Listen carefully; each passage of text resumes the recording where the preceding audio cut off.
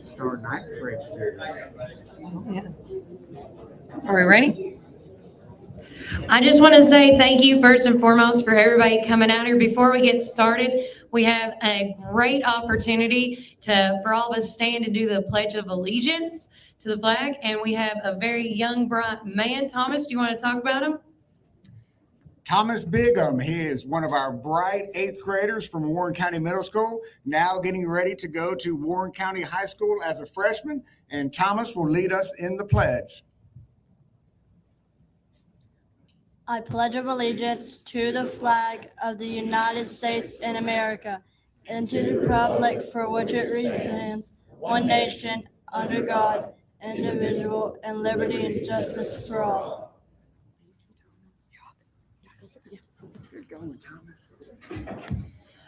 Well, welcome everyone. If you're watching us live on Facebook and also YouTube, if anybody's out there in the crowd and you want to tell your family and folks, make sure to tell them to go to Warren First 931. I am the host of that show, Warren First 931, Kelly Walker Slaughter. I'm James Clark with Warren County Joy. And we have combined once again our powerful forces to host our second annual debate and community forum here. So again, thanks to each and every one you come. We have up to 30, or actually now over 35 candidates in one room. So thank you first and foremost. With that being said, I just want to remind everybody that, James has already went around the room and he's going to explain his half. But remember, this is a family-friendly show, and so no vulgar or inappropriate language. Thank you, Kelly. Glad to be here tonight, and my feelings on doing this is to have a strong democracy, we need to hear from the candidates, and that's really our motivation for doing that, to bring the candidates up here. You can sit in the audience, you can hear what they have to say firsthand, and then hopefully when you go to the polls and cast your ballot, you make an informed decision and vote for the person who best represents your values, your needs, whatsoever. So just to run through the schedule very quickly, we have drawn numbers to see who will go first. And starting the program, Mr. Terry Bell has drawn first, so he will be our first speaker. And Mr. Junior Petit is second. We'll go in that order, and then we'll alternate the questions. Briefly running through the schedule, hopefully they will go on at 5:35. Then at 5:55, we hope to stay on schedule and have the candidates for sheriff. At 6:15, we hope to have the school board candidates. And we hope to stay on a tight schedule, and at 6:40, have candidates for Warren County Commission. Moving on into the night at 7:15, U.S. House District 4. At 7:25, U.S. House District 4 again with the Democrats. And then U.S. Senate will end tonight's program at 7:45. So a lengthy program. I'll stop talking and sit down. Yep. And I want to also say, everybody be in the prayer for Sybil Miller Watkins. They had a death in the family, and that's why she won't be here for the program. We had other couple people bow down as well because of sickness, injuries, and surgery recoveries and things like that. So again, let's get the show started.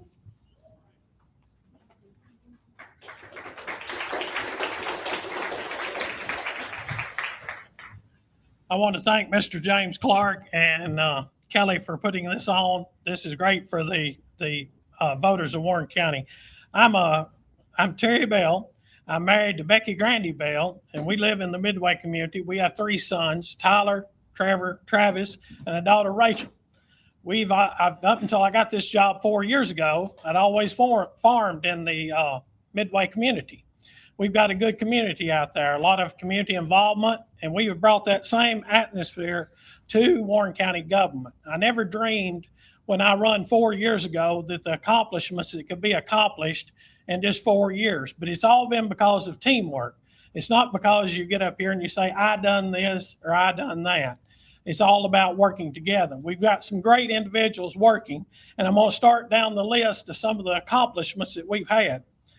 The whole mall purchase, the other day we had the ribbon cutting at the Warren County Health Department. Now Warren County has the largest single story health department in the state of Tennessee.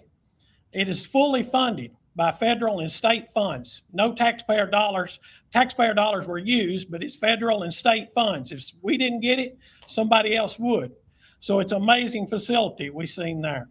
We bought the senior center, put the senior center in the mall. We have the #1 senior center in the state of Tennessee. So that's two things we got in this state that serves our people that need healthcare needs and our seniors to get to go to those places.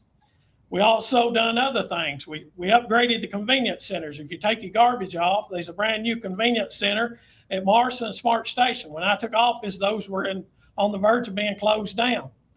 They also upgraded Centertown, Rock Island, and Dearborn. That's things that change your daily life, everyday living, makes it better. We have also increased the funding for our volunteer fire departments from $11,000 to $35,000 to keep them from having to raise so much money. We also got a grant in the process right now of getting them tagging radios because the county had problems with the radio system we had. We've also bought those same radios for the sheriff's department. He was able to take some of the money out of his budget and do that. We have also opened the employee health clinic. It's been so successful for our employees to have care, free health care for them and their families that we're on the process now. We need to expand that. So that's something we're looking at doing right away.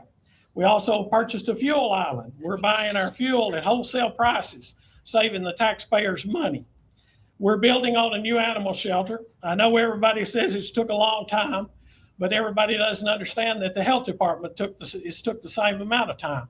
It was 3 years ago that we bought this mall and we just opened it the other day. We're our own general contractor. It's not like giving a contract out to somebody and they finish it.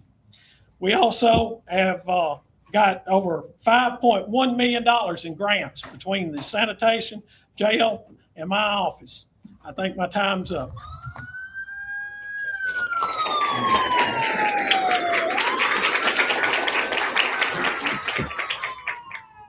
Okay, Mr. Petit, your 3 minutes. First of all, I'd like to thank Kelly Walker Slaughter and James Clark with Warren First putting this on tonight. Thank you all for participating and coming out tonight, because without you coming in to see how we have as far as options, you don't really know. So my name is J.C. Petit. I'm 51 years old, born and raised here. High school graduate of 1993. I'm married to Samantha Petit. We've been married for 12 years this last month. I've got an 8-year-old son, John Claude III, who's actually turning 9 next week. Like I said, a high school graduate of 1993, president of Jay's Restaurant Incorporated. We just celebrated starting our 44th year of business back in May. And I feel like one reason why I want to run is I want to run on transparency. I feel like that every decision making that we do that you need to know at real time, because the things that we do could affect you, could not affect you, but we can walk it through the processes of why we did what we did. I want community awareness. I need to hear from you for how we grow for the future. Industry, we need industry here, and also beautification of Warren County with some projects that I feel like we could do as a community, working with the city, the state, and the federal, or city and the state level. And that's one reason why I'd like to run, and appreciate you. Thank you.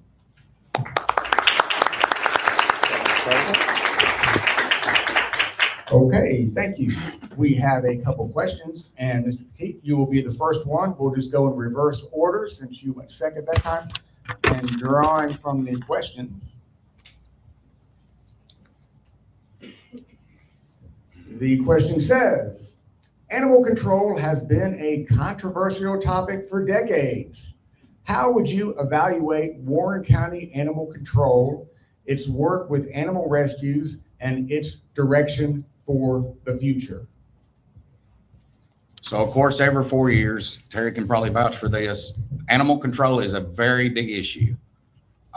One thing that I've learned over the years, you could expand an animal control center that would probably hold 1,000 animals. You're going to fill it up. That's just the problem that we have. One thing that I would love to do to work with the commissioners on, I would love to look at the oldest animal that we have in place, the one that's been there the longest, and use a Facebook program versus a website, because on the website, you actually have to learn to go to search for it. But on a Facebook, if you hit it enough and like it and share it, it's going to come up like an added feed. So you put the oldest one that you really want to push first and then go from there. Okay. Oh, well, it's the same question. Sorry. Yeah. All right. Sorry, Mr. Bell, the same question goes to you. Would you like me to repeat it? No, I understand the question. Animal control has been one of the hottest topics that I've had to deal with, and one of the most frustrating deal. We've got plenty of people in Warren County that are irresponsible pet owners is what they are. We've got too many, they're not spayed and neutering their pets. This administration and our county commission, along with, we've had several changes and directions in animal control because it's a hard job they have to put up with. But we're building the new animal shelter. We started free adoptions about 20 months ago. A lot of people doesn't understand this, but we've adopted out 117 cats and 231 dogs in that 20 months, found them good homes. They've all been spayed or neutered. We filled out for 2 grants for spayed and neuter. We got $1,100 each time from the state to continue this program the last 2 years. We also raised money from private so we wouldn't use taxpayer monies to do these spayed and neuter problems. It is a problem in our county, and I wish that we could actually find a total solution. But it's hard to get everybody to come together on what we need to do to take care of our animals in this community. But I hope in this next term, we'll be able to get something done. You just stay right up there, Terry, because you're taking the next question. Sorry. In recent years, Warren County residents have been concerned about chicken houses, rock quarries, and now data centers locating next to their home. What are your thoughts on implementing zoning restrictions outside McMinnville city limits to better control where businesses can relocate or locate? Well, I'll tell you up front, I'm against zoning. That, of course, that'll be an issue if the county commission wants to take it up, that they'll deal with the county commissioners. But I'm against that. We've used private acts. We've got private acts to control our junkyards. We got private acts to control adult entertainment, and we got it to control mobile home parks. When they come up about the data centers, the county commission was really proactive. We stepped up, they had some meetings, we put in a moratorium for a year. That's so we can get a private act in Nashville to control the data centers. As far as the chicken houses, I'm in agriculture. And I feel like that Tyson has actually hijacked agriculture. That's commercial agriculture, but there's no such thing as commercial agriculture. And there's a law that's the right to farm. So there's not much we can do about the chicken houses until you change something at the state legislature. But that is my position on both of those. Thank you. Mr. Petit, do you want me to repeat the question? Go ahead. The question is, in recent years, Warren County residents have been concerned about chicken houses, rock quarries, and now data centers locating next to their home. What are your thoughts about implementing zoning restrictions outside McMinnville city limits to better control where businesses can locate? I'm kind of against when it comes to zoning. That would be something more that I would want to look into in depth. When it comes to chicken houses, that's more of the agricultural side that the state controls more than the county can control. So that's something that if anybody ever wanted to do, that we would have to go and reach out to the state to have everything changed. When it comes to the rock quarry, what I done was the night before we had a TDEC meeting here, I actually reached out to a rock quarry company in Atlanta, Georgia, and picked their brains on a lot of questions. They walked me through a lot of situations and stuff for an hour on the phone. I'm willing to take anybody that would want to take a trip to any Rogers Group facility, spend a whole day. It's open to the public. You just set it up. They walk you through everything. The thing about a rock quarry that scares a lot of people is if you're talking about a 200-acre farm that we have going on right now, they're only going to mine 40 acres of it. I was big about the disbursement of water when I found out that they actually have to have more water to come in than they do dispersing out, due to the fact that they wash the rock, water-cooled equipment, and they have to control the dust. So how do they do that? They spread out the water. Also, when the water happens to have to be dispersed back, it's got to be drinkable water. Data centers, what I would do is I would start reaching out to other counties that are going through the same situation we are, try to form a team and a band and try to get them forced through the state to implement it there. Thank you.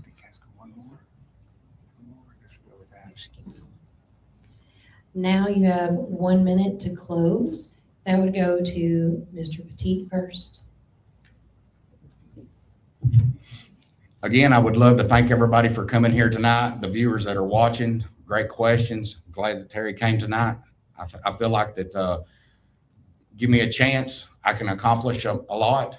I tell everybody friction stays in the parking lot, but differences come to the room for ideas. We don't grow unless we have differences of ideas, and it's piecing it together. Everybody here owes a wild card to that, and we'll just do a great puzzle for the kids of the future.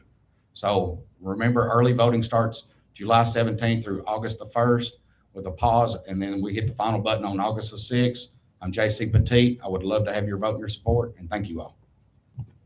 Thank you. Mr. Bell?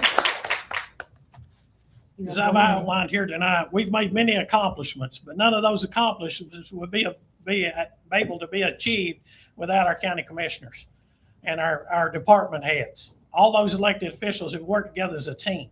It takes a team to move as much and do as much as we've done in this county in the last 4 years. There's more that we can do, though. The future looks bright. I never thought we'd be able to accomplish all this. So what I would love to do is put everybody together. This transparency thing that's been brought up. We actually got an award from the Comptroller State of Tennessee for a clean financial audit. Only 15 counties in the state of Tennessee got that. They come in and check and make sure everything has been voted on and everything's been approved like the minutes have been done like they're supposed to be. It's really important that we keep that kind of integrity in government because it's a rare thing for you to get that. I'm Terry Bell. I'm asking for your vote and support at early voting and on election day. Thank you.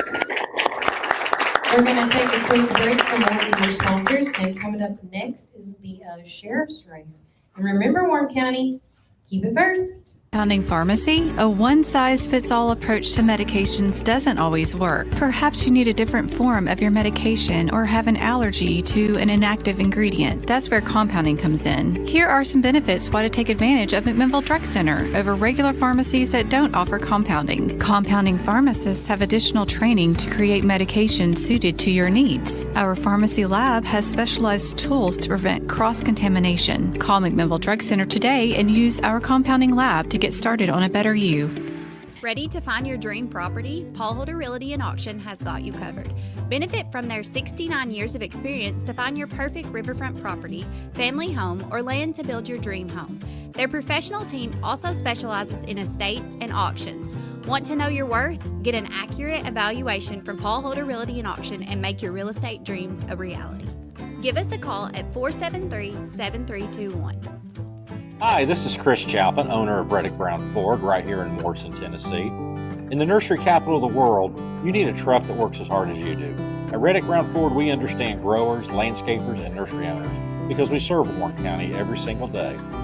From Ford Super Duty trucks to dependable commercial fleet, we help you haul, tow, and grow your business with confidence. Our team also knows your industry, your season, and your bottom line. So when it's time for your next work truck, don't go far from home. Reddick Brown Ford, proud to support the nursery community. Veteran owned and operated right here in Warren County. Hey, this is Kevel at the Cafe at Tree City, and I'm happy to say that you can now order all of your favorite espresso drinks online for pickup or curbside delivery.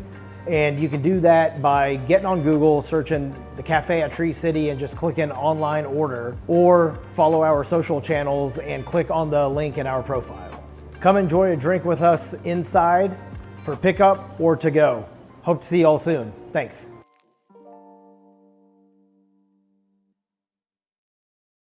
Whether you're dining in or taking out, we've got something for everyone. From our mouth-watering brisket, baby back ribs, juicy ribeye steaks, specialty sandwiches, and fried chicken tenders, your taste buds are in for a treat. Don't forget our weekly specials. Monday, spaghetti or hamburger steak. Tuesday, meatloaf or barbecue chicken pork. Wednesday, pork loin or Salisbury steak. Thursday, smoked chicken halves or country fried steak. Friday, fried catfish or Cajun catfish on rice. Whether you're feeding hundreds at a company picnic or meeting a friend for lunch, you can count on Praters to satisfy your taste buds. Call us at 635-2259 and taste the tradition at Praters Barbecue. 30 years of excellence.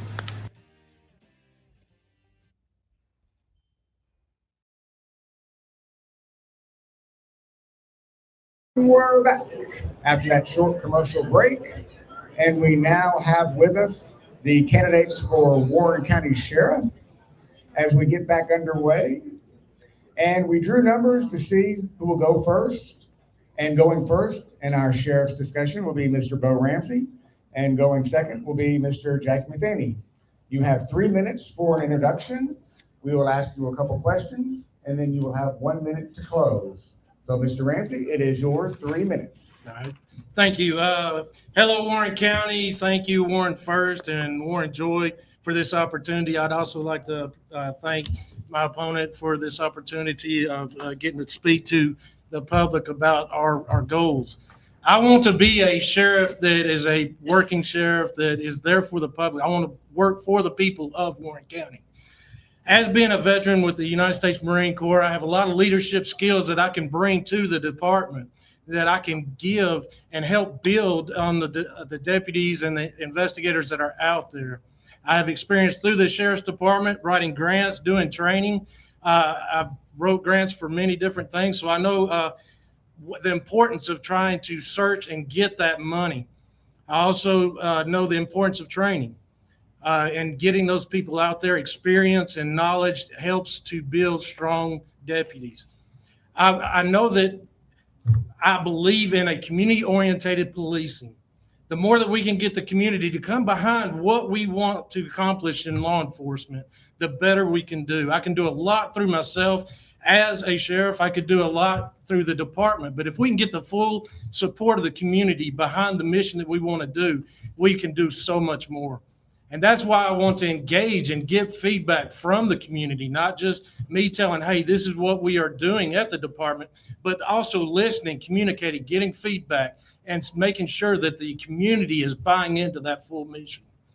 I promise that I will give 110%, if not more. I know that my work ethic is strong, and that I have a passion for law enforcement and for the people of Warren County. So with that, I ask for your vote in the upcoming election, and I appreciate your support and appreciate Warren County. Thank you.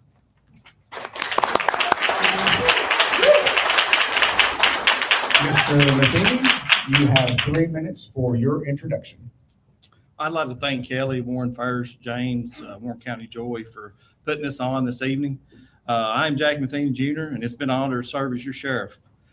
4 years ago, I made you two promises. I said I'd be seen and that I would bring down crime in our community, and I believe I've kept that promise. In the last 4 years, we put in a lot of hard work, and I want to talk about that a little bit here tonight. We've invested in our children. We teach the STRONG program in our schools, and I'm part of that. We're educating our children about drugs and alcohol. We have a stronger response. We've established a SWAT team, modern policing tools.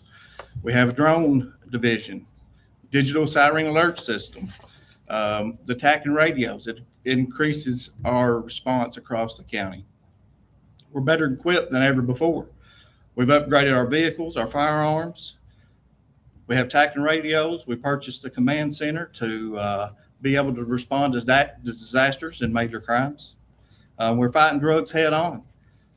We've added 3 dedicated investigators to our narcotics division. Transparency. I believe I've been one of the most transparent sheriffs that there ever been.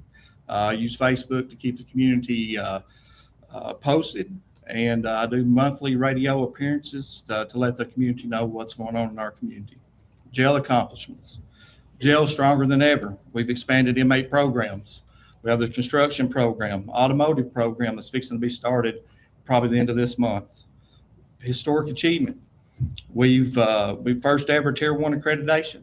Our jail is one of the 39 jails in the state to achieve that. Saving taxpayers' dollars. We've expanded the trustee program. We have saved the community hundreds of thousands of dollars using trustees to work. We work in this building. We work at animal control. They pick up litter. We've expanded all those programs, so we're saving taxpayers money. We have accomplished all of this without me asking for any money. I've not asked any money. We've kept the same budget for the last 4 years that I've been sheriff. Community policing, I've heard that be a big topic. We participate in McMinnville special games, Shop with a Cop. We do Christmas in the Village. We take pictures. We give out free pictures to children in our community. We help out with the Viola Marathon. And I'm a proud supporter of Pioneer Athletics and youth sports in our community.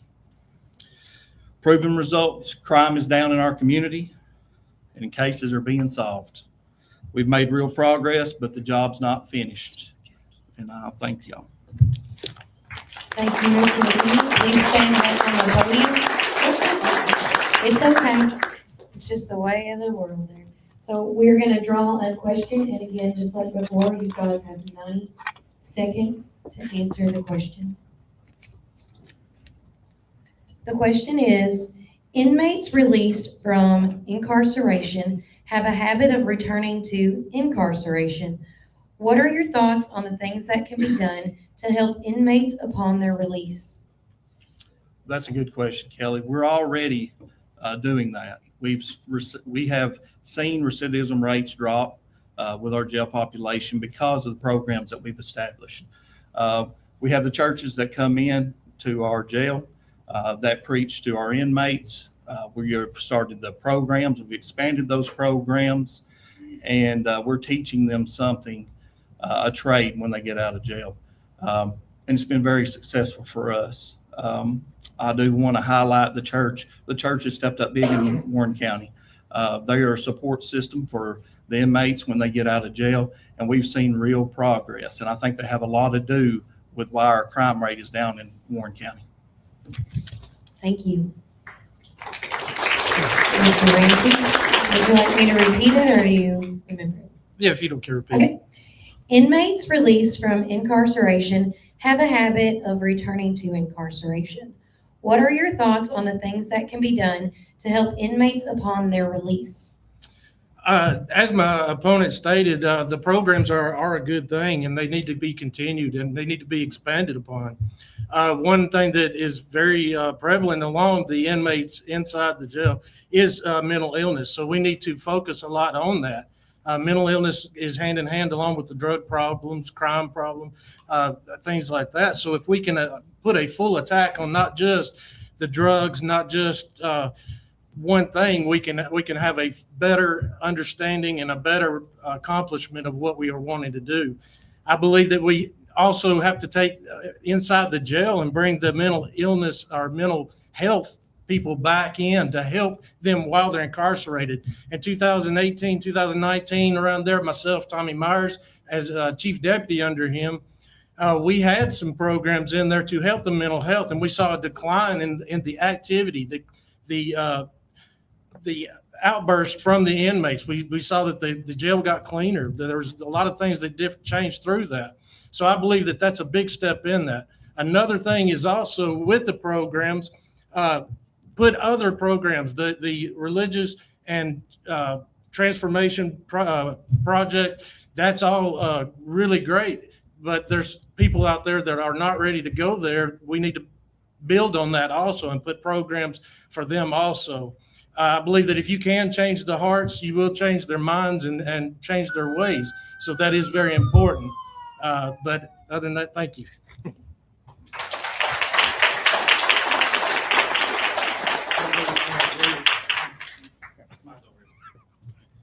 Okay, this goes now to you, Mr. Ramsey, and I see you still staying up there. The question is, if elected to serve the next 4 years as sheriff, can you name one specific thing you'd like to accomplish by the end of your term in 2030? Oh, one specific thing that I would like to accomplish would be to change and bring the community together under a mission of law enforcement, get them involved in law enforcement, not just a recipient of the service that we provide, but let them know that, hey, you matter and you are a part of that service also. Bring them into the things that we are doing, not just a discussion, but feedback. Because you are the grounds, the boots on the ground within the communities, and you know what's going on.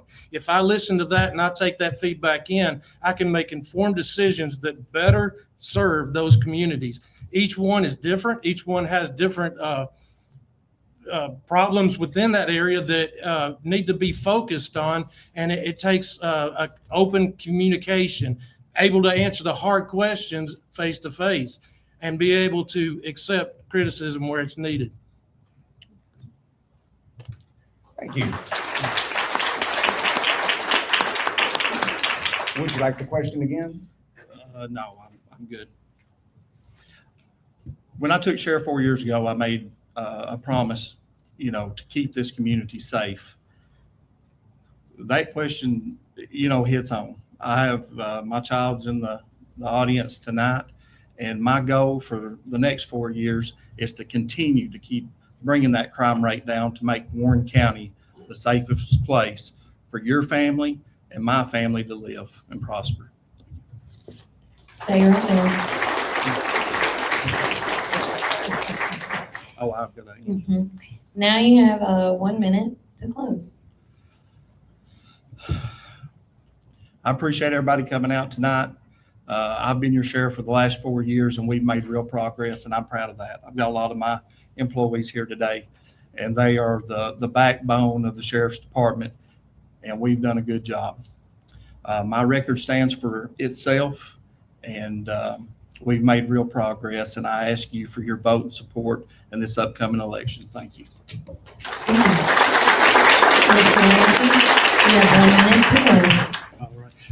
As I stated before, I got a mad passion for law enforcement, and I promise to give you 110%, to give everything I got. I know that I can make a difference. I know that with the leadership and training that I have, I can make a difference. I not only want to be the face of the department, but the heart of the department, having a communication that goes outward as much as inward. I want to open up and train deputies, build them up to take my job, but work hard enough that they never will. I ask for your vote in the upcoming election, and I appreciate everybody's support, and thank you. We're going to take another quick commercial break, and when we come back, we're going to have the school board step up and remember Warren County, keep it first. Transform your yard or landscape? Randall Walker Farms in Morrison, Tennessee has the trees, shrubs, and plants you need to bring your outdoor vision to life. From beautiful flowering shrubs to shade trees and landscaping favorites, you'll find quality selections at prices you'll love. And don't forget our delicious frozen blueberries, perfect for smoothies, desserts, and healthy snacks year-round.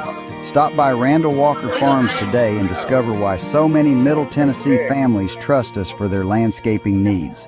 Randall Walker Farms, growing beauty 1 yard at a time.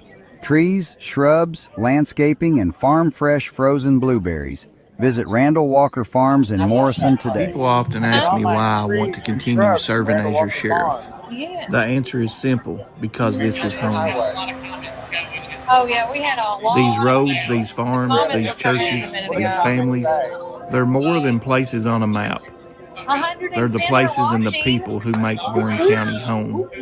Serving this county isn't just my job, it's my home. Whether you're dining in or taking out, we've got something for everyone. From our mouth-watering brisket, baby back ribs, juicy ribeye steaks, specialty sandwiches, and fried chicken tenders, your taste buds are in for a treat. Don't forget our weekly specials. Monday, spaghetti or hamburger steak. Tuesday, meatloaf or barbecue chicken pork. Wednesday, pork loin or Salisbury steak. Thursday, smoked chicken breast or country fried steak. Friday, fried catfish or Cajun catfish on rice. Whether you're feeding hundreds at a company picnic or meeting a friend for lunch, you can count on Praters to satisfy your taste buds. Call us at 635-2259 and taste the tradition at Prater's Barbecue. 30 years of excellence.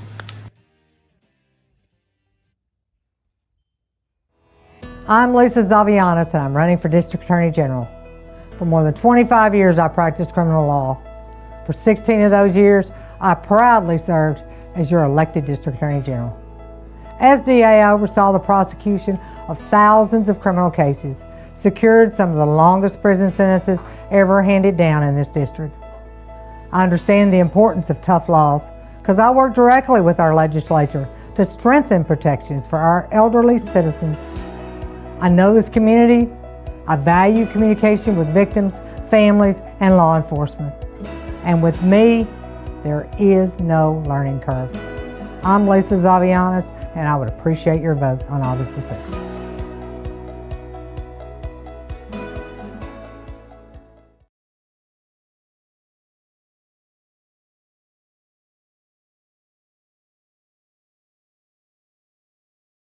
Back.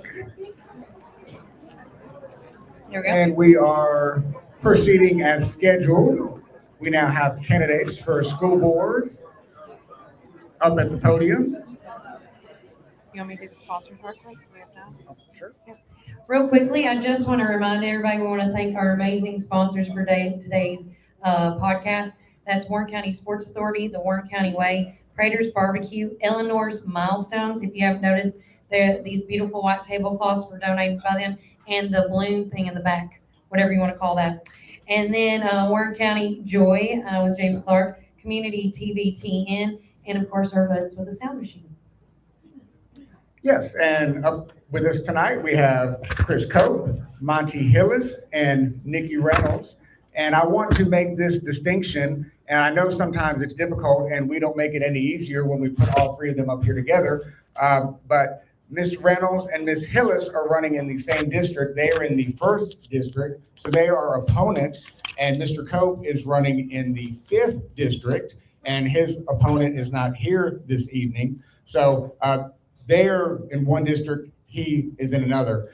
So I know we don't make it any easier throwing them all three up there together. I'm going to recuse myself from this segment of the program and let Kelly handle all the talking and ask all the questions to these candidates. I am a proud employee of Warren County Schools, happy to teach 8th grade at Warren County Middle School. I don't feel it's appropriate for me to ask questions to the school board candidates. So Kelly is going to be handling all of this.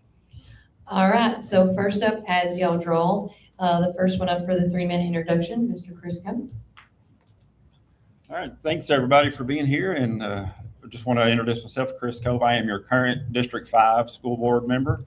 That school boards are a little bit odd how they look. District 5 actually represents County Commission Districts 9 and 10. So if you vote in the Viola, Morrison, Centertown, CIC, or the Centertown United Methodist Church, that's the district that I represent right now. I've been on the board for 4 years. This is wrapping up my 4th year.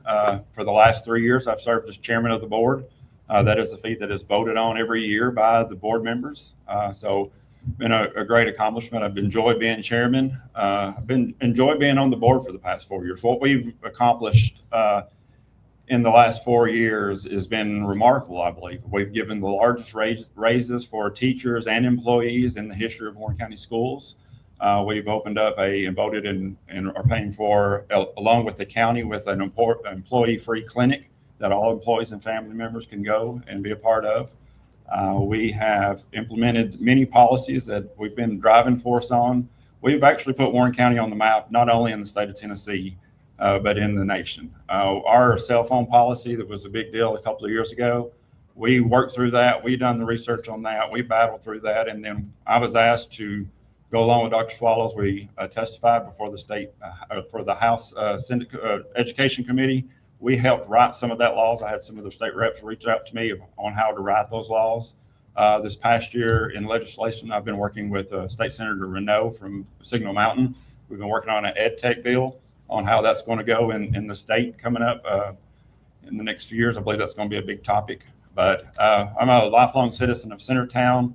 Lived there my whole life. I've coached ball there for the last 11 years. Centertown's Youth League, from T-ball to this year's Senior League girls. I have a daughter who's an upcoming sophomore at Warren County High School. So it's been a pleasure to be serving you as Warren County and Warren County Schools. So I hope that to be reelected for one more term. Thank you. Thank you, Mr. Chris. Second, we got Ms. Reynolds. You have 3 minutes. Thank you. Good evening, everybody. Thank you, Warren First and Warren Joy. We appreciate you having me here tonight. My name is Nikki Griffith Reynolds, and I'm going to be on your ballot for District 1 Warren County School Board this fall. A little bit about myself. I'm a born and raised Warren County native, as is my husband, Blake, of 19 years, as are our parents and grandparents before us. So Warren County pride truly runs deep in our family. God comes first in my life, and it's where I received my guidance and discernment from. I'm proud to say that I come from a long line of community service and entrepreneurs of Warren County who have instilled these beliefs in me. They've had a great role in shaping who I am and modeling the love that I have for God, my family, this community, the importance of hard work, and having a servant's heart. I'm a mother of 4 children, ages 9 to 20. I have 2 sons still in the Warren County school system. They'll be entering 3rd and, believe it or not, 10th grade this fall. And my oldest daughters will be a junior at Tennessee Tech. She's a dancer. And my second daughter, Trinity, will be at LaGrange College in Georgia playing basketball. My life has been dedicated to my children and my family and the children of this community as well. For the past 15 years, I have been witness to the ins and outs of Warren County school system through the eyes of a mother myself. I've been a PTO and parent volunteer. I've been a substitute teacher. I've been an active member and president of multiple sports and club boosters. And I've also been a listening ear to the many teachers and staff here in Warren County that I hold dear to my heart. Becoming a school board member has not always been a goal of mine, rather something I feel led to do in an effort to influence the change that I wish to see for my children and yours as well. I want to be the voice from home to help create the well-rounded perspective that we need on the school board as parents and people of this community. I want to see Warren County Schools be the place where our teachers continue and are genuinely enjoying their jobs. I want to see our students happy and thriving, not only in scores, but on personal and character levels.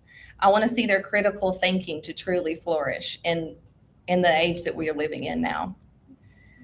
I want parents to be confident that Warren County schools are the place to send their children to receive that well-rounded education and environment they can thrive in. I have a very strong voice and I am unafraid to stand strong in my opinions, but I also have the ability to listen and be open-minded to the opinions of others.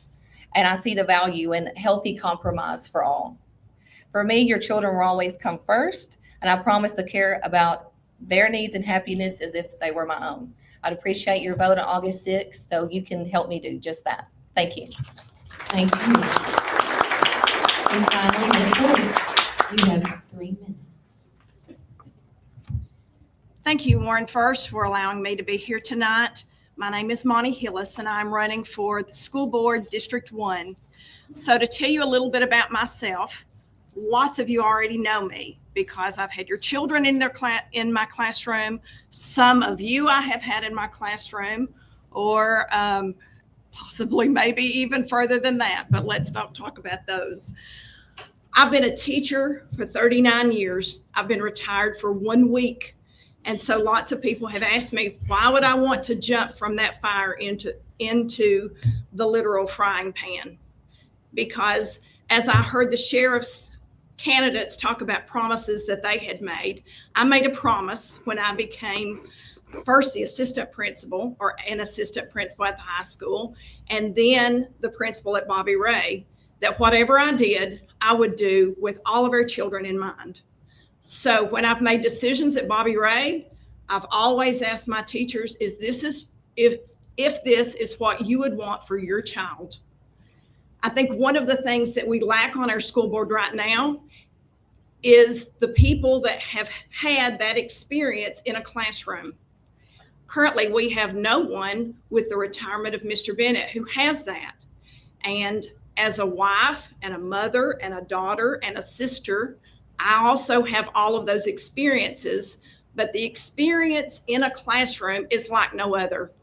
We think that because we were in a classroom that is going to help us, but I'm here to tell you, classrooms today are nothing like the classrooms that you sat in a few years ago.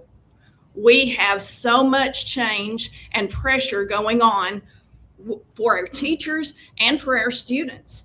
So that is what has driven me. That is my motivation. My family has supported me. My husband, Jim, and I have been married for 45 years. We have 2 daughters, Lindsay and Wesley, and their husbands. We have 8 grandchildren, 3 of whom will be in college this fall. 5 of whom will still be in Warren County schools. I've led Bobby Ray as the top Title I and poverty-stricken school in our district to be a reward school. That's something I'm extremely proud of. We've been at the bottom and we've been at the top. I've also represented Warren County in many different areas, including state level offices at different things, from cheerleading coaches also to things with the governor's office. I would appreciate you looking at my experience and voting for me for your District 1 school board member. Thank you. Now it's time for the questions. First up is Ms. Reynolds. Remember, you do have 90 seconds to answer your question. All right. Children who read books voluntarily on their own almost always perform better in school than students who do not read on their own. What are your ideas about what our school system can do to encourage students to read books during their free time? Thank you, Kelly. As a mom, I know that my children are very reward-based. So I think most children, to encourage them to read, we can tell them how much it'll help them till we're blue in the face, and they're not going to care. I think we have great incentives before at Centertown School with my children, reward systems, millionaire club, things like that. I think if we educate our parents on what the benefits are of reading, and then their encouragement, along with maybe our schools can have some great incentives to push that home for our students, so it's a fun and rewarding thing for them while they're also learning at the same time. Thank you. Thank you. Next up, Ms. Hillis. Would you like us to repeat the question? No. Obviously, reading it is actually the #1 issue that parents can contribute to for their children. At Bobby Ray, one of the programs that I started when I went there 13 years ago was a program called One Book, One School. It's a nationwide program. And so what it does is we purchase books that we put in every family's hands, not in every child's hands, but one book per family, so that it encourages reading, sitting on the couch, and the entire family reading. We do typically about 2 weeks of a program where there are some fun things and some incentives that go along, some prizes and that sort of thing. But it goes back to getting parents to read with their child. And then we ask questions and things like that the next morning. And so the kids are discussing those books with each other and with their teacher, and it becomes a fun activity. I know that kids always want to do something that's fun and they don't want to be left out. So that's something that I would love to see expanded to the county level. I believe it's been very successful for us and successful across the nation. Thank you. You're good. Mr. Cope, would you like me to read the question, or you? No, I'm good. Okay. Unfortunately, these problems, a lot of problems that we're facing are from home, and we can't legislate good parenting. And one of the things that we have evolved in, and especially since 2020 and even before that, is we've taken books away. We've replaced everything with screens, and we know by facts that you cannot retain information that you read on a screen the same that you can retain information that you can retain from a handheld book. So at an early age, we're replacing books, we're replacing handheld things with these screens. And if you look at any of the information, reading is more about retaining information. It's more about spatial recognition. We recognize where words are at a page. We know we can flip back, but once we're reading on a screen, once they disappear, they just disappear. So I think it's time for us as parents, as people who make these decisions, that we have to look at what's worked in our past and go back to that, and go back to, like I said, we can't force parents to read books to kids, but we can set the example as the adults and as the leaders that, hey, this is the important part of life, is reading. And that's the crucial part of life. So I just think that's something we've got to look at as a whole, of pulling back some of these things. Thank you. Thank you. Next up for the second question is Ms. Hillis.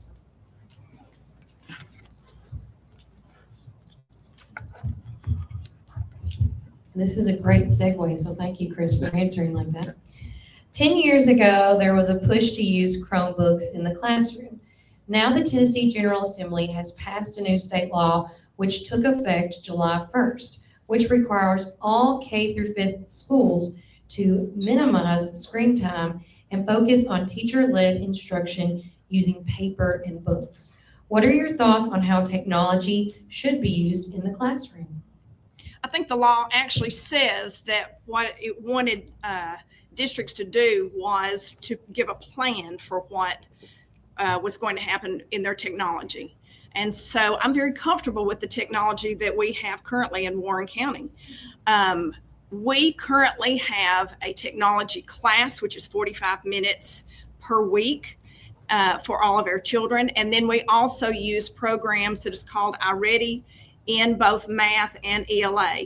Those also require 45 minutes a week. So if you look at that and you add up those minutes and you think about children going to and from class and that sort of thing, that amounts to about 5% of the school day for a child.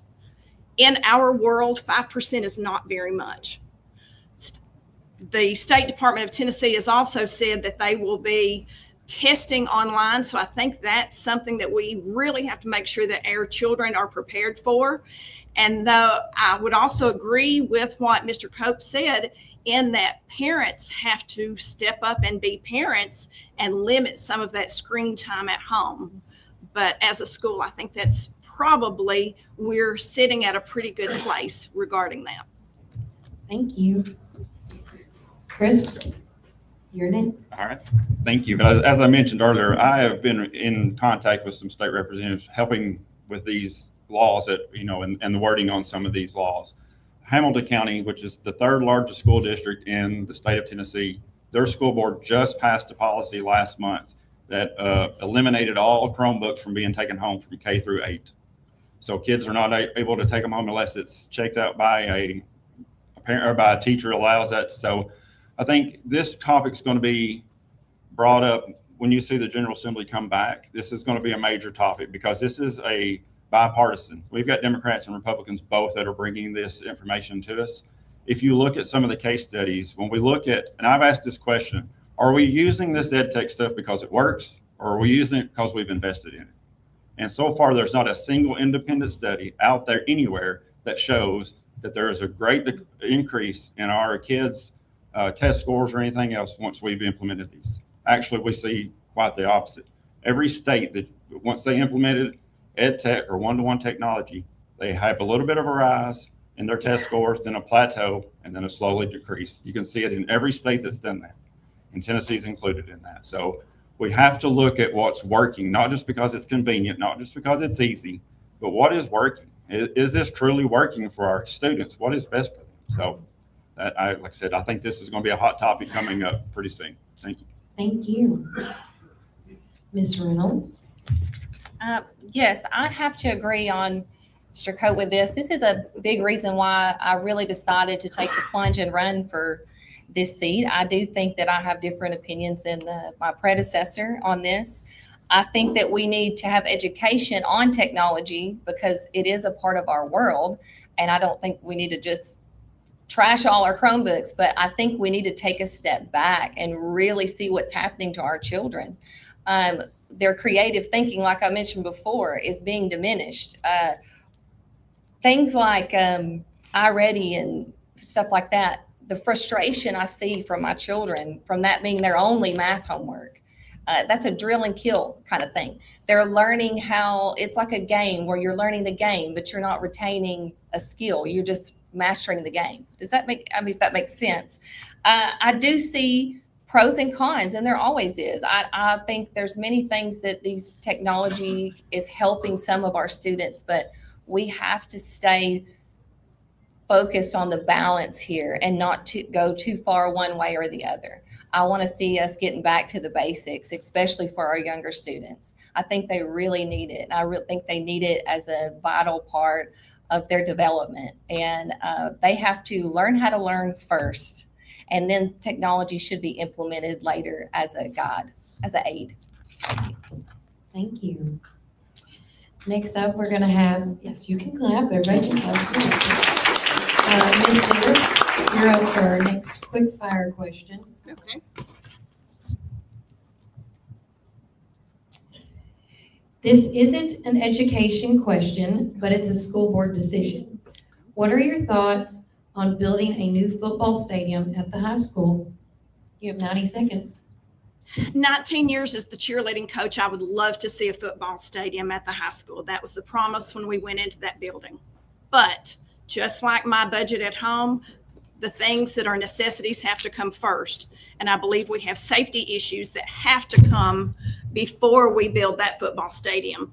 So just like at Bobby Ray, I don't think children should be going outside of one building and having to get to another school. I think those are issues that have to happen first. And then I would be completely behind us building a football stadium. Thank you. Thank you. Next up, Ms. Reynolds. Do you need me to repeat it? No, thank you. I too am a big sports fanatic. If you know me, all of my children are heavily involved in sports. Even Jagger now, he's tried out for baseball, so we'll see. I agree with Ms. Hillis. Honestly, I think that safety is first, education's first, but I do see, and things have to be budgeted and talked over with our county commission and our local representatives for budgets and et cetera. But I do want to say that when it comes time and that is available, I think sports are very important to children. I think it's important to the community. I think it teaches them life skills and valuable lessons that can't be learned otherwise sometimes in a place of belonging.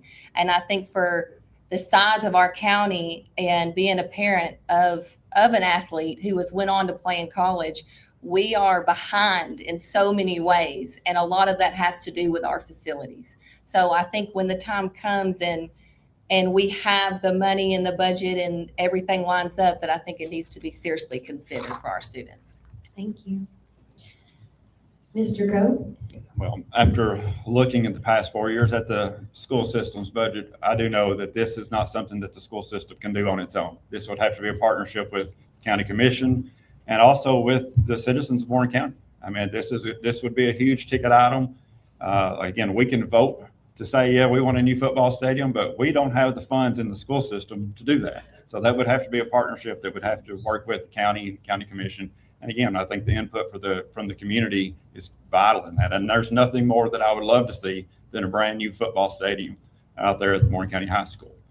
So there you go. Thank you. Oh, stay right there. Yeah. Okay. Now we are going to do the close. You have 1 minute. All right. Well, I just want to thank everybody for being here this evening, everybody that's watching online. For the past 4 years, I have served as a school board member. I feel like I've done everything. I've put my heart and soul in every decision that's made. One of the first things you learn as a new board member orientation is with every decision you make, students have to come first. That is in every policy that we have. And I believe that every decision that I have made, every decision we've made as a board in the past 4 years, that's always been our number one priority. And I hope that I have served well enough to earn your trust to reelect me again for another 4 years. Thank you. Thank you. Ms. Reynolds, you have 1 minute to close. Thank you. Yeah, I would just like to ask you guys to help me in fulfilling what I'm trying to do for our students of Warren County. I need your help by doing this. I need you to come out. If you're 18 to 120, I need you to come out and show up starting July 17th and then last day on August 6th. I promise you that I'm in this for them and not for me. And I see the way the world is changing and the way things are going. I know we all do. And I want our children to succeed. And I want to start now and not later and making the changes necessary to help them do that. Thank you. Thank you. And last but definitely not least, Ms. Hillis, you have 1 minute to close. I'd like to thank you all again for being here and for listening to each of us. I would just like to say, as in so many things, it is about balance. It is about partnerships. It's about parents and teachers and school boards all working together. And without all three of those, it is not a successful system. And so I think really that is the key to all success that we have in politics, all working together and coming for the common good. With that, I would like to bring my experience and my thoughts for our teachers and our students to work together to continue to serve our school system and you as a community, as your District 1 school board member. I would appreciate your vote and your support. Thank you. Thank you, guys. That wraps it up here for the school board portion. We're going to take another quick break from our sponsors. And when we come back, more to come. And next up is actually going to be the Warren County Commission candidates. So if you guys can start lining up and sitting up the front, that'd be great. And remember, Warren County, keep it first. This is Nick with Onan Staffing. We're hiring now for manufacturing, warehouse, and production positions across Middle Tennessee. At Onan, we connect hardworking people with great companies, weekly pay, and some of the best benefits around. Businesses needing dependable employees, our experienced team is here to help. Visit our McMinnville offices or apply online at onanstaffing.com. That's ONIN staffing.com. Onan Staffing, connecting great people with great opportunities. Looking for the best selection, great prices, and hometown service? Make your next stop Worldwide Liquors in McMinnville. Whether you're planning a backyard barbecue, celebrating a special occasion, or simply picking up your favorite drink, Worldwide Liquors has everything you need, all in one convenient location. Friendly service, competitive prices, and an incredible selection make Worldwide Liquors Warren County's destination for beer, wine, and spirits. Stop by Worldwide Liquors today, conveniently located in McMinnville. Great selection, great prices, great service. Choosing the right Medicare plan can feel overwhelming, but you don't have to do it alone. Kim Hillis with Guided Senior Solutions helps you find the Medicare, life insurance, and final expense coverage that fits your needs. Local help, personal guidance, peace of mind. Call Kim Hillis today at 813-247-2172 or visit guidedseniorsolutions.net.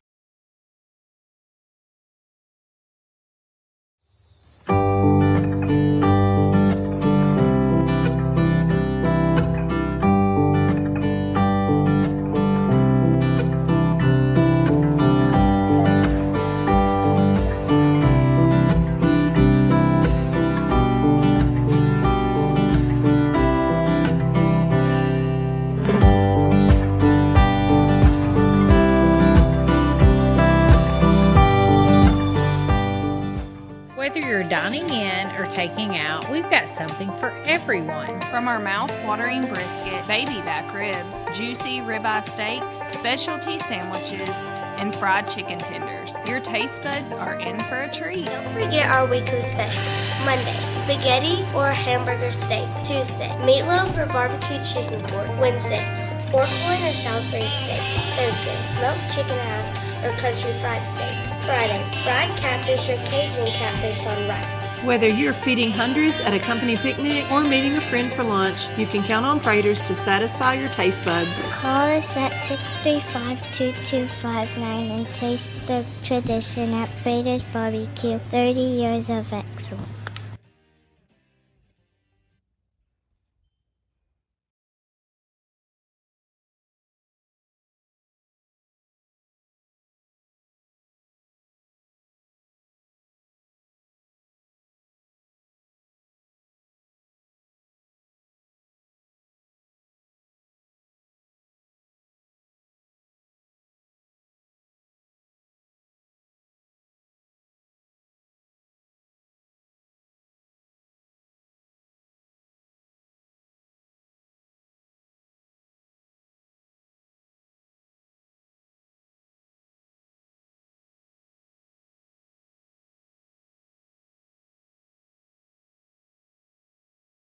Welcome back, Warren First 931ers and any Warren County Joyers. We are live at the Warren County Administrative Building. We want to thank again to all our amazing sponsors that made this possible today. We want to thank Warren County Sports Authority, the Warren County Way, Prater's Barbecue, Eleanor's Milestones, also Warren County Joy, Community TV 10, and the Sound Machine. It is now time for our Warren County Commissioners portion. So without further ado, we'll get this started. So each candidate is going to get 3 minutes to speak. So we're going to start with the 4th district. And by drawing the numbers of Mr. James Zahn, please take the podium. And you have 3 minutes. All right. I would like to thank Kelly and James for having us tonight. My name is James Zahn, and I am a lifelong resident of Warren County, born and raised in the Faulkner Springs community. Born at the Faulkner Springs Hospital and still live across the street in the same house that I was raised in. So I've not made it very far in life. I'm a 1979 graduate of Warren County High School. I'm married to my wife Melody for the past 33 years. I'm a retired registered nurse. We attend Westwood Church of Christ. The reason I am running, this seat came open due to Mr. James Hines decided to run for the school board. So this seat came open. I had people approach me and encourage me to run. I was kind of ambivalent about it to begin with. In fact, my first answer was no. But then as I thought about it, and this seat's open, and I wanted it to remain in conservative hands, we've got a conservative county commission, and I wanted to make sure that I continue that trend. I'm proud to say that our county commission has us as one of the lowest tax counties in the state, along with our leadership of our county executive, Mr. Bell. And if elected, I pledge to work with some of the commissioners that I have great respect for, especially when it comes to our taxpayers' money. Mr. Rubley, I have a lot of respect for Brad, Michael Bell. A lot of these guys have laid the foundation for me, and I have followed them for years and years. And I just want to make sure that when I come on to if I get elected and come on to the commission, I will come on with both ears open and my mouth shut until I can learn what's going on and learn from some of these fellas that I respect and carry that over to represent the people of the 4th district. I do think that these county races, they are the foundation of our country. And you take your county commissions, your county executives, your school boards, your city alderman and mayor, that's the foundation of this country. And that's where this country is founded and where it lays. And you have to start from there and go up. And so I want to make sure that I bring a sound, fiscally conservative voice to this district. And I would really appreciate the support from the voters of the 4th district. And for your support, the early voting starts on the 17th to the 21st, and election day is August the 6th. I appreciate your vote. Thank you so much, very much. Thank you. Mr. Blaine Wilker, again, you have 3 minutes. All right, thanks again for everyone that hosted this, and we appreciate everything that you do.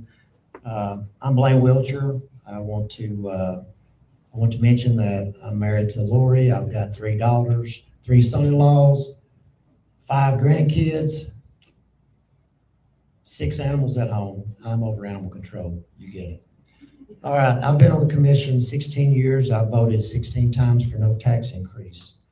I also served 3 years as chairman of the commission. I've served on the Highway and Bridge Committee, the Health and Welfare Committee, the Legislative Committee, the Nonprofit Committee, the Financial Management Committee.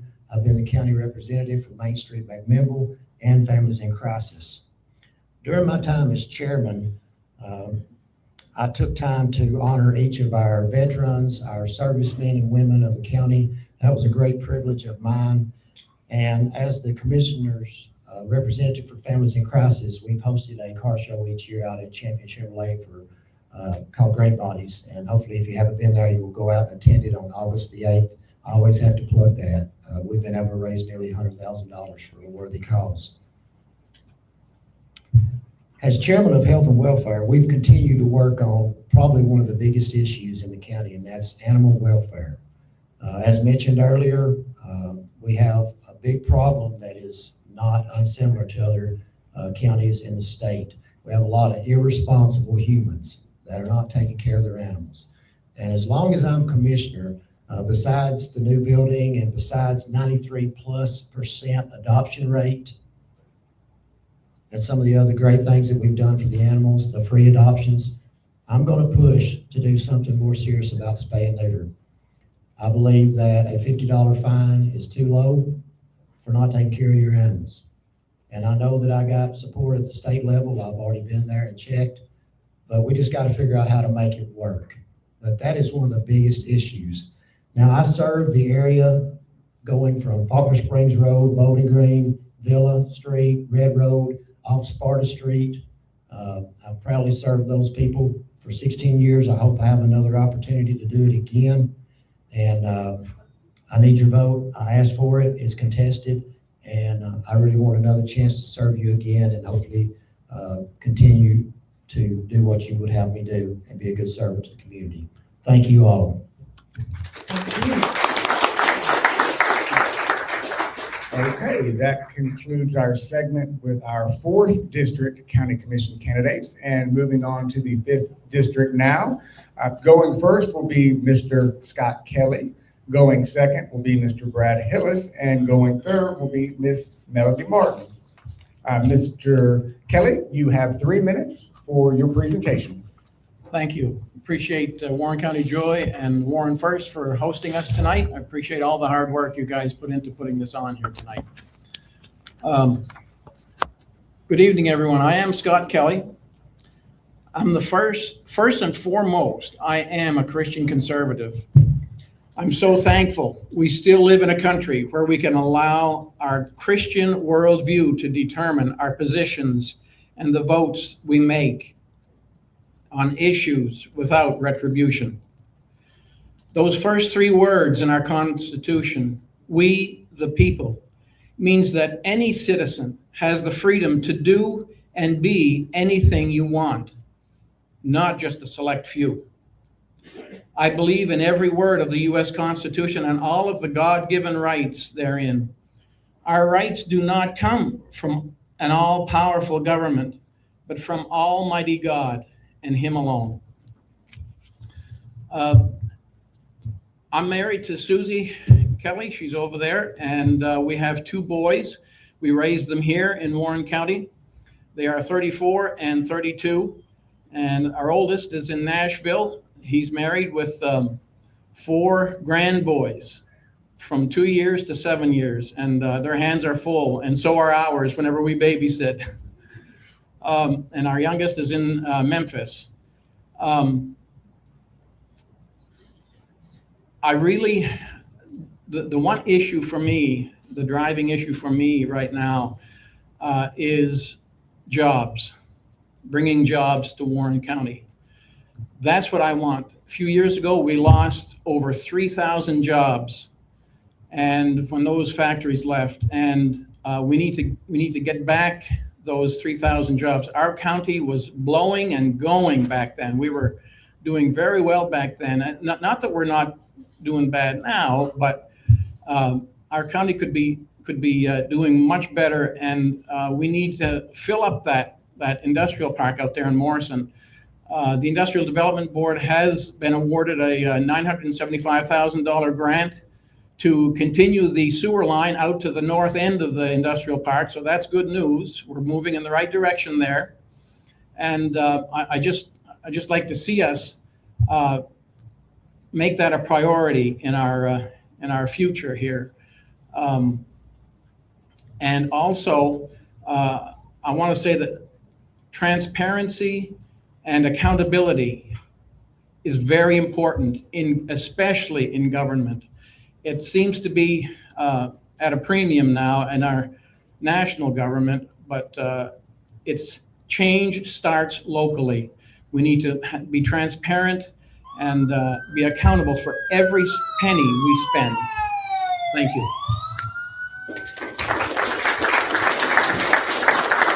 Thank you, Mr. Kelly. And now to Mr. Hillis. Thank you all for being here. My name's Brad Hillis. I'm one of your current 5th District Commissioners along with Scott Kelly. My wife Kim and I live in the Shelford community, and I was first elected in 2020 to serve a term that when Lori Judkins had to resign.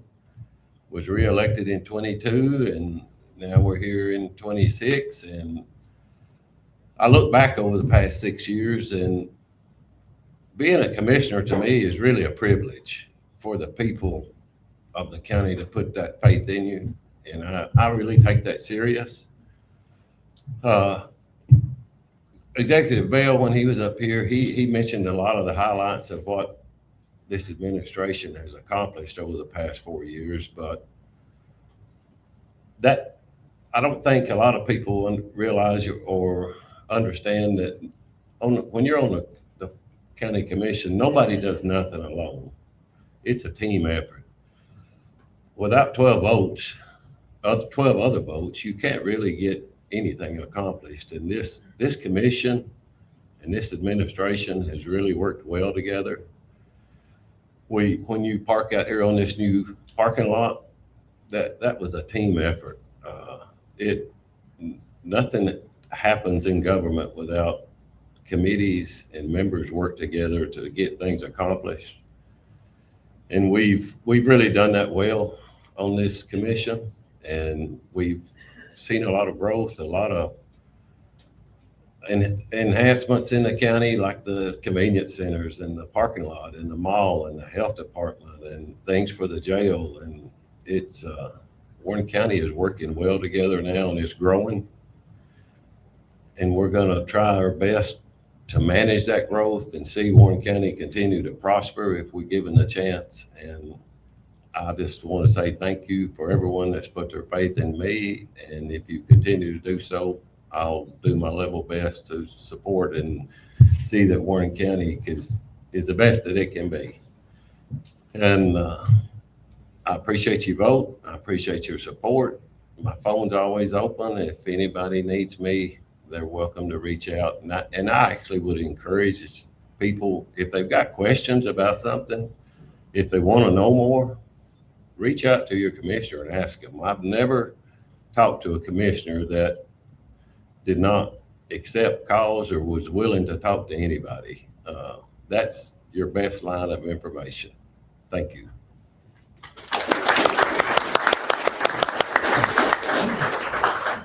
Thank you, Mr. Hillis. And now, Ms. Martin, you have 3 minutes.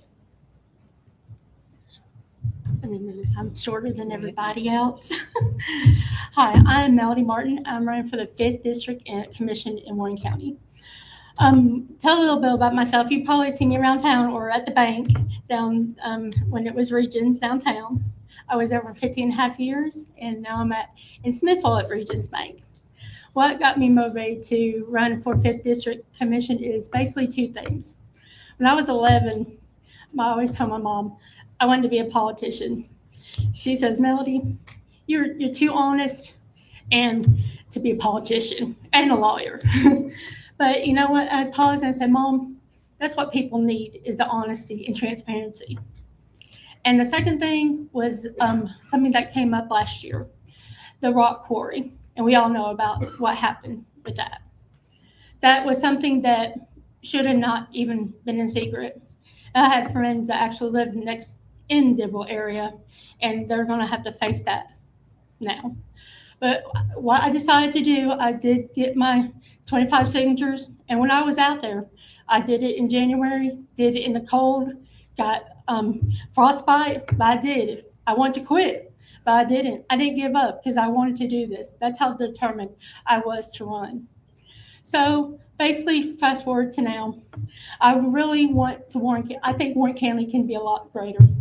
I think this commission, and when I was out there getting the signatures, I asked them what was important to them. And the thing that came up most common was transparency. And they believe that transparency is not in this commission right now. And it needs to change. So I plan on bringing that transparency. If elected, I plan on also making a dedication on Facebook where anybody in 5th District or Warren County to post. Everything that would be in any meeting would be posted the very next day, what's going on. Because we don't need to be in the dark about how our money is being spent in this county, especially with a wheel tax that no one wants to keep. So I know one thing that I plan on doing also is about this AI data center, and it's coming up. And there's counties are already starting to take action, but Warren County's not. I grew up here. I was actually born in Murfreesboro. I can't help that. But my mom grew up here. She was born at the Faulkner Manor. My aunt was born at the clinic downtown. My grandparents moved here in the 40s and built a home from DeKalb County. And even my great-grandparents moved back over next to them. We came back to Tennessee back in '96 because my mom found out my grandfather got Alzheimer's. She gave up her job. My stepfather gave up his job and moved back to take care of him, and we've been back since. And this county is just not, and they both have passed, and so has my older sister. So I'm sorry, but I hope to get your vote, and I hope that you can come talk to me, and especially any questions. Thank you.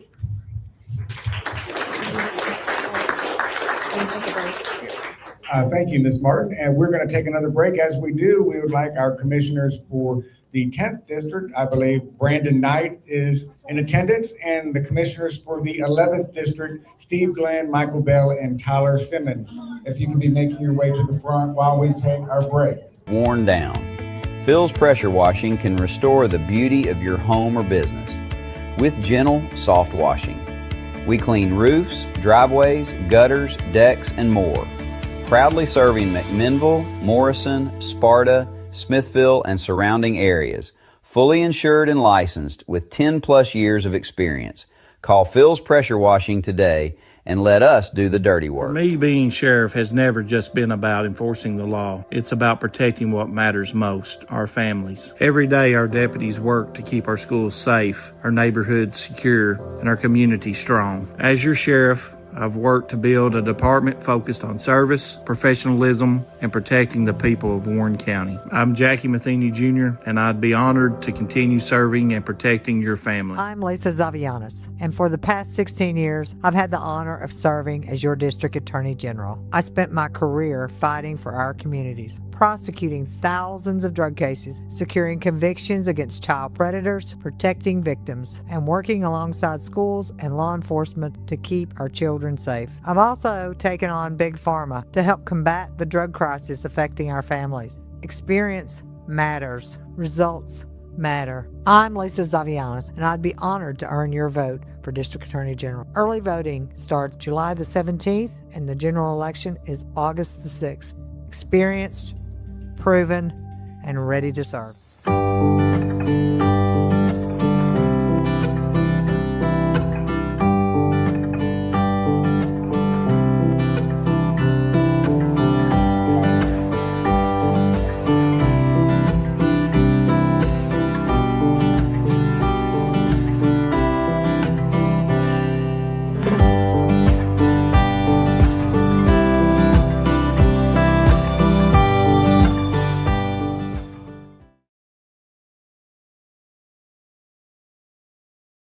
Whether you're dining in or taking out, we've got something for everyone. From our mouth-watering brisket, baby back ribs, juicy ribeye steaks, specialty sandwiches, and fried chicken tenders, your taste buds are in for a treat. Don't forget our weekly specials.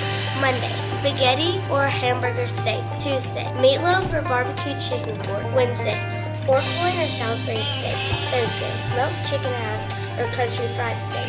Friday, fried catfish or Cajun catfish on rice. Whether you're feeding hundreds at a company picnic or meeting a friend for lunch, you can count on Praters to satisfy your taste buds. Call us at 635-2259 and taste the tradition at Prater's Barbecue. 30 years of excellence.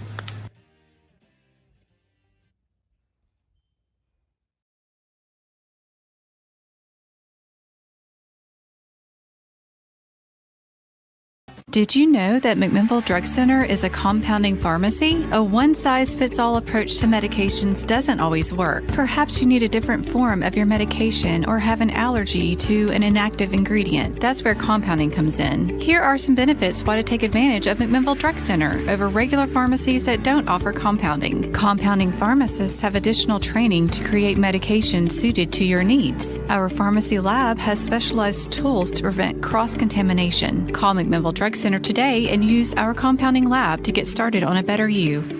Ready to find your dream property? Paul Holder Realty and Auction has got you covered. Benefit from their 69 years of experience to find your perfect riverfront property, family home, or land to build your dream home. Their professional team also specializes in estates and auctions. Want to know your worth? Get an accurate evaluation from Paul Holder Realty and Auction and make your real estate dreams a reality. Give us a call at 473-7321. Hi, this is Chris Chalpin, owner of Reddick Brown Ford right here in Morrison, Tennessee. In the nursery capital of the world, you need a truck that works as hard as you do.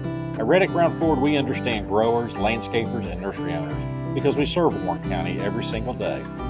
From Ford Super Duty trucks to dependable commercial fleet, we help you haul, tow, and grow your business with confidence. Our team also knows your industry, your season, and your bottom line. So when it's time for your next work truck, don't go far from home. Reddick Brown Ford, proud to support the nursery community. Veteran owned and operated right here in Warren County.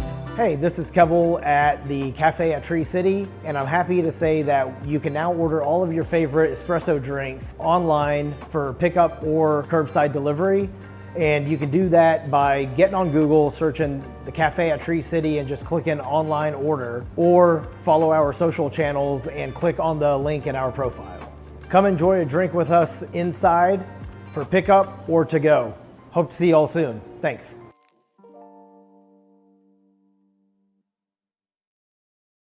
Whether you're dining in or taking out, we've got something for everyone. From our mouth-watering brisket, baby back ribs, juicy ribeye steaks, specialty sandwiches, and fried chicken tenders, your taste buds are in for a treat. Don't forget our weekly specials. Monday, spaghetti or hamburger steak. Tuesday, meatloaf or barbecue chicken pork. Wednesday, pork loin or Salisbury steak. Thursday, smoked chicken halves or country fried steak. Friday, fried catfish or Cajun catfish on rice. Whether you're feeding hundreds at a company picnic or meeting a friend for lunch, you can count on Praters to satisfy your taste buds. Call us at 635-2259 and taste the tradition at Prater's Barbecue. 30 years of excellence.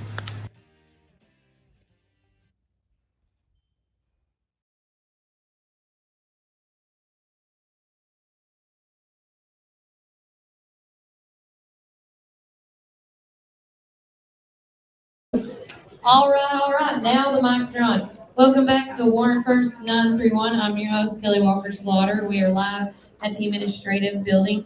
And we just wanted to make a quick announcement that outside on the informational table, guys, there is a petition, and I'm going to show you guys on screen. This is a petition to save the VA outpatient clinic.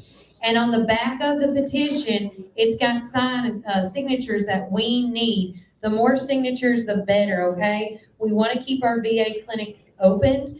And so if you have not yet, I'm going to turn around, sign this petition outside, and you want to save the VA clinic, please do so, because our VAs really need it. Now with that being said, we are getting right back in to our county, or Warren County Commission's district with our candidates. Each group, once again, you guys have 3 minutes to speak. And just, whatever you would like to say. But remember, keep it family friendly. First up, we got in the 10th district, Brandon Knight.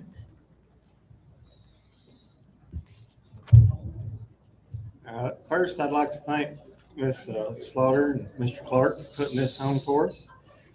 My name's Brandon Knight. I'm running for County Commissioner in District 10. That'll be Centertown and a little bit of Morrison. I'm 40-year-old. I've been in Warren County for 40 years. I graduated from Warren County High School in 2004. Before that, I went to Centertown throughout kindergarten through 8th grade. I went to the old school before they even thought about building the new school. I am married to Alicia Knight. We have 2 kids, Gracie and Sadie. I've been married to Alicia for 10 years. I don't know how she's put up with me that long. Some things that I would like to see done with the commission. Big change is not the answer. Small changes can work.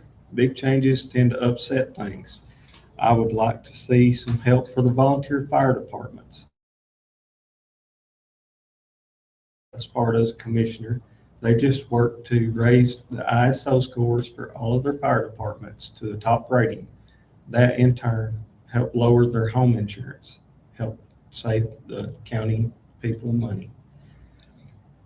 That would not be an overnight thing. That would take time because all things cost money.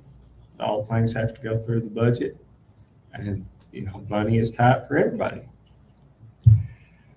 County insurance is another thing that could need a little work. The new facility is a great tool. It's a great asset, but everyone still needs insurance. If something bad happens, car wreck, anything, you still have to use your normal insurance. That costs a lot of money for anyone with a family plan. And that's something that could slowly be worked up. Maybe we can help those employees. A big thing that's hot topic right now is data centers.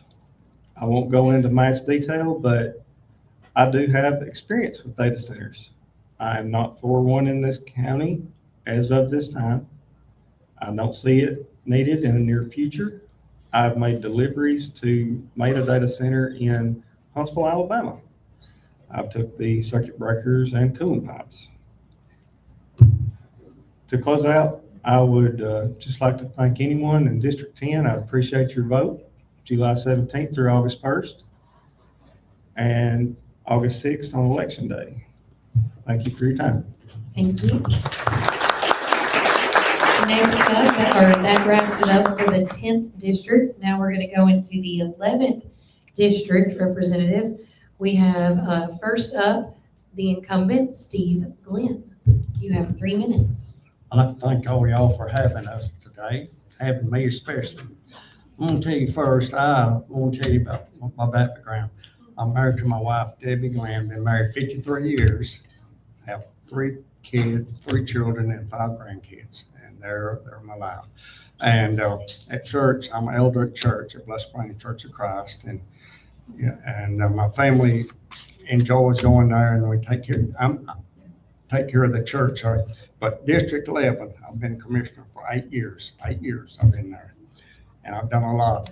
I've served the people individually, and I mean, if they call me, I'll call them back.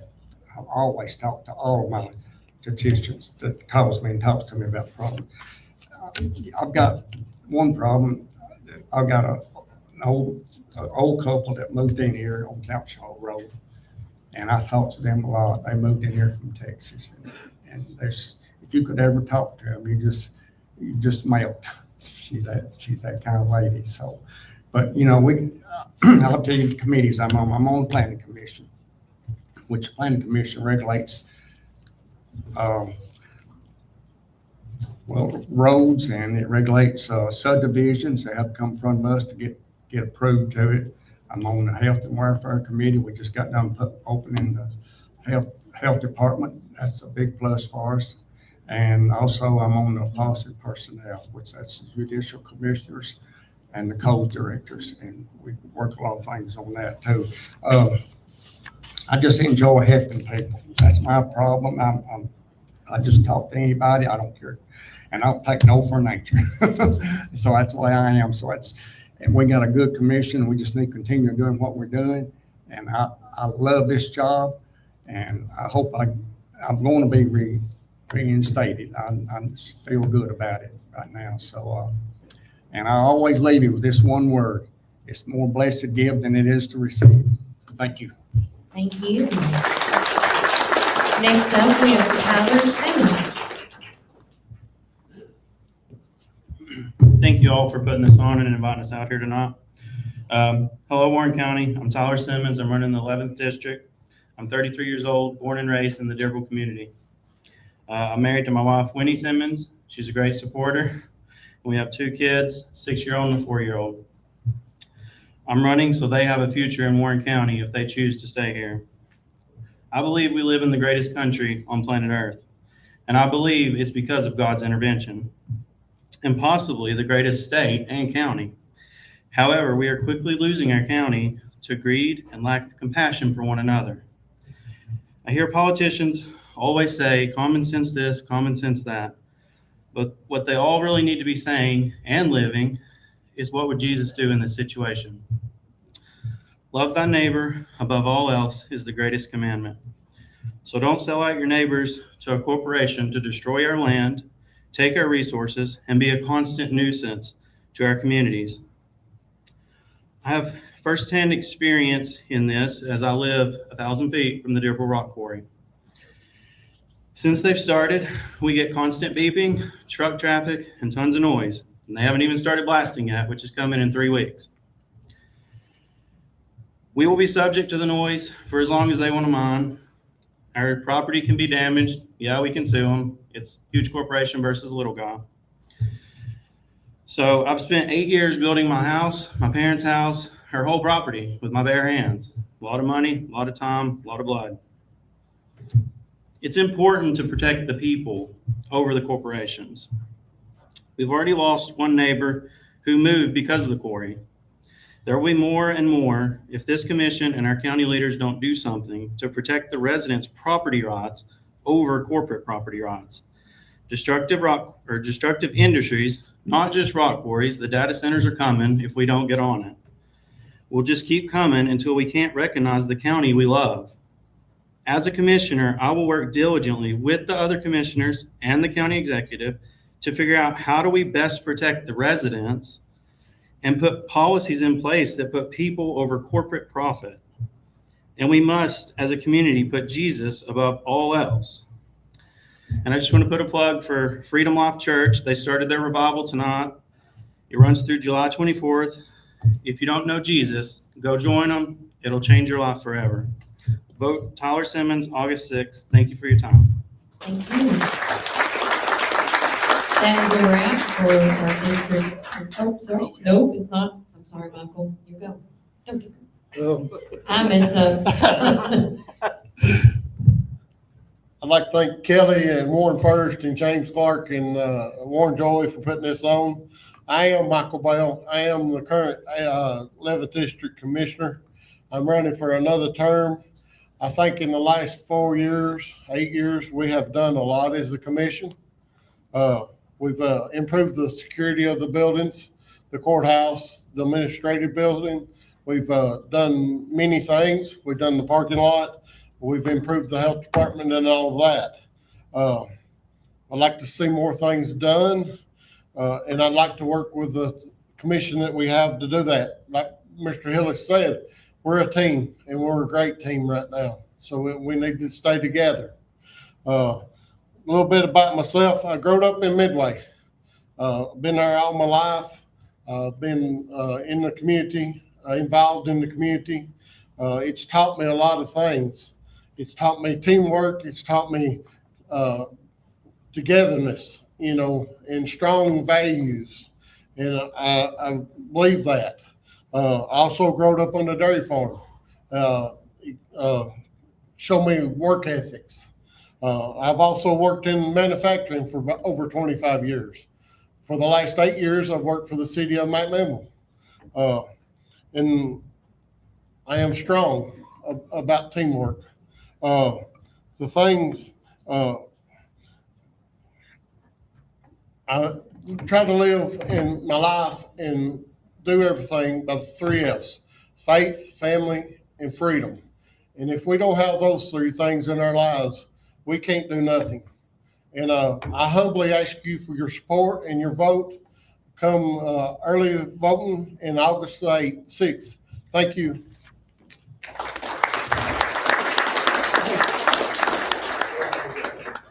Thank you, Mr. Bill. And now we'll move to the 12th district where we have Kenny Moffitt here. Mr. Moffitt, you have 3 minutes. Well, let's see if we can wrap up the commission speeches. My name is Kenny Moffitt.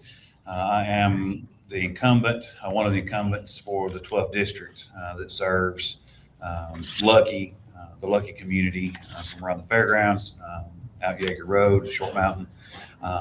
It has been one of my greatest honors in my life to be able to serve this community.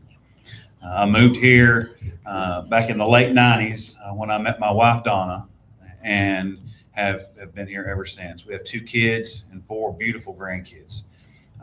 It has been something that I have longed to do as long as I have been in this community. I have served Warren County as a firefighter, as a paramedic, and I have led teams through this community on some of the worst days and some of the worst situations. One of the things about me that you'll find if you ask is that I enjoy people. I enjoy leading and I enjoy change and being able to do things in the most simplistic manner, but also to get results. We don't have to do things, as mentioned, in big fashions to be able to do things. But like we've done the county health clinic. County Executive Bell mentioned that. One thing that we did for our employees is we came away from the state health plan and are insured here in the county. And one thing how that's helped is that our health insurance premiums have not gone up in 4 years. While the state and everybody else has increased an average of about 11%, we've not gone up. Our county health clinic has provided health care for all of our employees, school system, and it's not cost them anything, saving the county tax dollars and saving the people money. I am currently the interim director of Motlow State EMS Education. I lead a team across the mid-state of EMTs and paramedic educators. I am so excited to be a part of this group here, this conservative Christian group of commissioners, and look forward to continuing to serve. Again, it's been a humble honor to be able to serve not only the 12th district, but to serve Warren County as a whole. Every time we come into this room, we're serving the entire population. I look forward to serving and continuing to serve if you'll have me, and I humbly ask for your vote in the upcoming election. Thanks so much. Thank you. We're going to take another quick commercial break here at Warren First 931. And when we get back, more things to come. And remember, Warren County, keep it first. This is Nick with Onan Staffing. We're hiring now for manufacturing, warehouse, and production positions across Middle Tennessee. At Onan, we connect hardworking people with great companies, weekly pay, and some of the best benefits around. Businesses needing dependable employees, our experienced team is here to help. Visit our McMinnville offices or apply online at onanstaffing.com. That's ONIN staffing.com. Onan Staffing, connecting great people with great opportunities. Looking for the best selection, great prices, and hometown service? Make your next stop Worldwide Liquors in McMinnville. Whether you're planning a backyard barbecue, celebrating a special occasion, or simply picking up your favorite drink, Worldwide Liquors has everything you need, all in one convenient location. Friendly service, competitive prices, and an incredible selection make Worldwide Liquors Warren County's destination for beer, wine, and spirits. Stop by Worldwide Liquors today, conveniently located in McMinnville. Great selection, great prices, great service. Choosing the right Medicare plan can feel overwhelming, but you don't have to do it alone. Kim Hillis with Guided Senior Solutions helps you find the Medicare, life insurance, and final expense coverage that fits your needs. Local help, personal guidance, peace of mind. Call Kim Hillis today at 813-247-2172 or visit guidedseniorsolutions.net.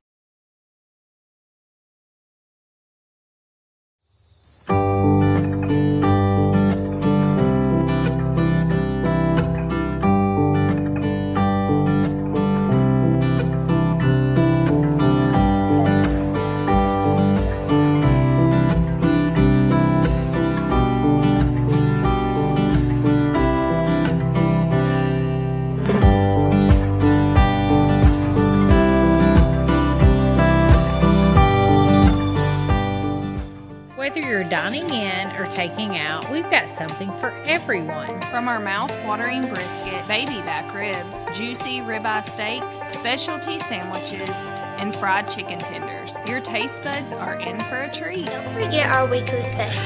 Monday, spaghetti or hamburger steak. Tuesday, meatloaf or barbecue chicken board. Wednesday, pork loin or Salisbury steak.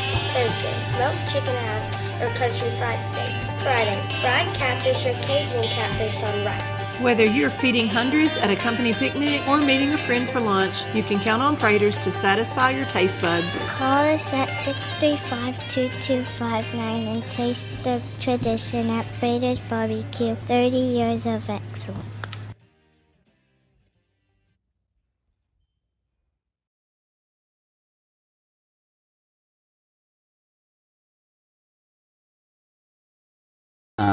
Dirt, mold, and mildew can make your property look worn down. Phil's Pressure Washing can restore the beauty of your home or business with gentle, soft washing. We clean roofs, driveways, gutters, decks, and more. Proudly serving McMinnville, Morrison, Sparta, Smithville, and surrounding areas. Fully insured and licensed with 10+ years of experience. Call Phil's Pressure Washing today and let us do the dirty work. For me, being sheriff has never just been about enforcing the law. It's about protecting what matters most, our families. Every day, our deputies work to keep our schools safe, our neighborhoods secure, and our community strong. As your sheriff, I've worked to build a department focused on service, professionalism, and protecting the people of Warren County. I'm Jackie Matheny Jr., and I'd be honored to continue serving and protecting your family. I'm Lisa Zavianis, and for the past 16 years, I've had the honor of serving as your District Attorney General. I spent my career fighting for our communities, prosecuting thousands of drug cases, securing convictions against child predators, protecting victims, and working alongside schools and law enforcement to keep our children safe. I've also taken on Big Pharma to help combat the drug crisis affecting our families. Experience matters. Results matter. I'm Lisa Zavianis, and I'd be honored to earn your vote for District Attorney General. Early voting starts July the 17th, and the general election is August the 6th. Experienced, proven, and ready to serve.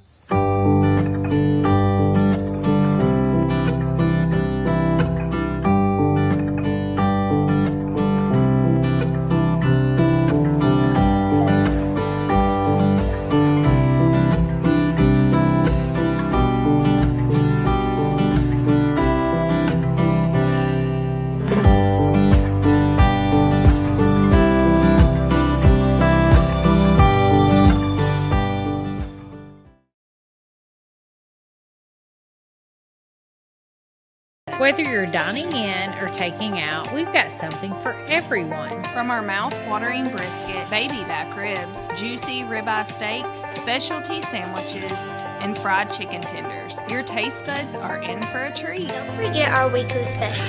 Monday, spaghetti or hamburger steak. Tuesday, meatloaf or barbecue chicken board. Wednesday, pork loin or Salisbury steak. Thursday, smoked chicken halves or country fried steak. Friday, fried catfish or Cajun catfish on rice. Whether you're feeding hundreds at a company picnic or meeting a friend for lunch, you can count on Praters to satisfy your taste buds. Call us at 635-2259 and taste the tradition at Prater's Barbecue. 30 years of excellence. And we're back. And we are now on to U.S. House in the 4th District, where we have 2 Republican candidates. We have Mr. Rocky Jones, who is at the podium. He will speak first. We have Mr. Tom Davis, who will be following him. Each of these candidates will get 4 minutes to say whatever you'd like. It's your 4 minutes, so use the time wisely. Starting with Mr. Rocky Jones. Good evening, Warren County. Good evening. It's great to be here in McMinnville tonight. I look around the room and I see the real backbone of Tennessee. I see people who value hard work, accountability, and true conservative principles. But as we look at the state of our local representation in Washington, we have to ask a tough question. Is what we are seeing today really conservatism? Or is it just another career politician protecting his seat? 16 years ago, Scott Desjardins ran on a platform of term limits. He looked at us and promised he wouldn't become part of the permanent political class in Washington, D.C. Fast forward nearly 2 decades later, he's still sitting up there, and the results speak for themselves. While he's been comfortable in Washington, our district has paid the price. Look at the actual track record over his tenure. Exploding debt. The national deficit has grown by a staggering $20+ trillion on his watch. He's abandoned rural health care. 16 rural hospitals have closed across Tennessee while he's been in office. Right in his own backyard, a VA clinic is shut down. And he didn't even know it happened until after the fact, only rushing to temporarily patch it with tax dollars when the election time rolled around. Left behind today, 6 out of the 10 counties in our district sit above the state and national poverty levels. Worse yet, he chairs a strategic force subcommittee on nuclear weapons, yet he has 0 military background, 0 intelligence credentials, and 0 hands-on experience dealing with these critical threats. He backed farm policies that drove up costs of our local producers here in Warren County while completely failing to clean up fraud, waste, and abuse within those federal programs. Constituents across this district report unreturned messages and a representative who only shows up in our communities when it's time to ask for a vote. When you combine that with a voting record that opposed exposing sexual misconduct in Congress, it begs the ultimate question: who is he actually fighting for? Middle Tennessee doesn't need a learning curve. We need a replacement. I'm Harold Rocky Jones, and I'm running for Congress because Tennessee's 4th District deserves a representative who honors service over status. I'm not a career politician, and I have actual real-world experience required to handle these critical national security and community issues on day one. I have 24 years of experience in the United States Air Force, Nuclear Command and Control, Pentagon Senior Watch Officer, and a military intelligence professional. I gave 14 years to the Federal Civil Service serving as a lead for headquarters for the U.S. Public Health Service, Emergency Management, and HHS emergency planner for the Strategic National Stockpile as well. And I was a firefighter for 10 years, and I've served both in Manchester and in Mulvane, Kansas. I've dealt firsthand with Defense Nuclear Center oversight, high-stakes intelligence, and national crisis management. I know where the money is hidden, and I know how to claw back the federal dollars for our district's infrastructure. I'm not running to build a 16-year career in Washington. I'm running to do the job. My name is Harold Rocky Jones, and I appreciate your vote. Thank you. Thank you, Mr. Jones. And now, Mr. Tom Davis, you have 4 minutes. First of all, what an honor it is to stand here in front of you. Thank you, Kelly. Thank you, James, for putting this on and allowing me the opportunity in my county where I live to address the folks, and especially out there, those of you that have hung tough till the end of this, listening to all of us talk. And appreciate the candidates that have put themselves out there. My name is Thomas C. Davis, and I am a candidate in the Republican primary for the U.S. House of Representatives. I am a Christian, constitutional conservative, U.S. Army combat veteran, former peace officer, husband, father, and servant leader. I wore the Army uniform for almost 25 years, serving in some of the most demanding conditions that our nation can put a soldier into. In each of those roles, leadership was not a title, it was a responsibility to be present and accountable, and to place the people and the mission first. Unfortunately, that type of leadership is lacking in our representation today. And it pains me to say it because this is a primary challenge to what, in essence, we're on the same team. But there are some things that are lacking and some difference to be talked about. One, right here in Warren County, as we've heard several times, is the VA clinic. This is a personal issue to me because I received my care at that clinic. And when it came time for our representative to stand shoulder to shoulder with the veterans about the closing of that clinic, he chose to go to North Dakota and talk about missiles. That's not leadership. That's somebody that's comfortable and complacent and feels that he can tell us on one side, I support veterans, and then just not show up for us. I was at that meeting, and as the representative, I would have been there. Another way, and these are things that can affect us here in Warren County in particular. And here in Warren County, and I heard about this issue.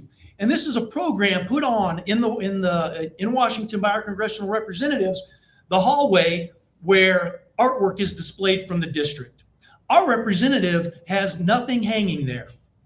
The reason I received, or I was told about, is that there's no interest in the district. That to me is a sign of poor leadership. That's telling me you're not in the district pushing this program.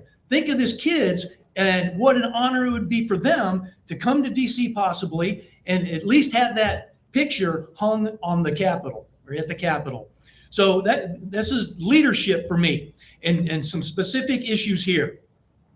Some other issues that are out there that are near and dear to everybody's heart, and me as a constitutional conservative, the Second Amendment shall not be infringed is pretty clear. Our founders were not confused about the placement of that and how that impacts us. The 1934 National Firearms Act, 1968 Gun Control Act are both unconstitutional and need to go away.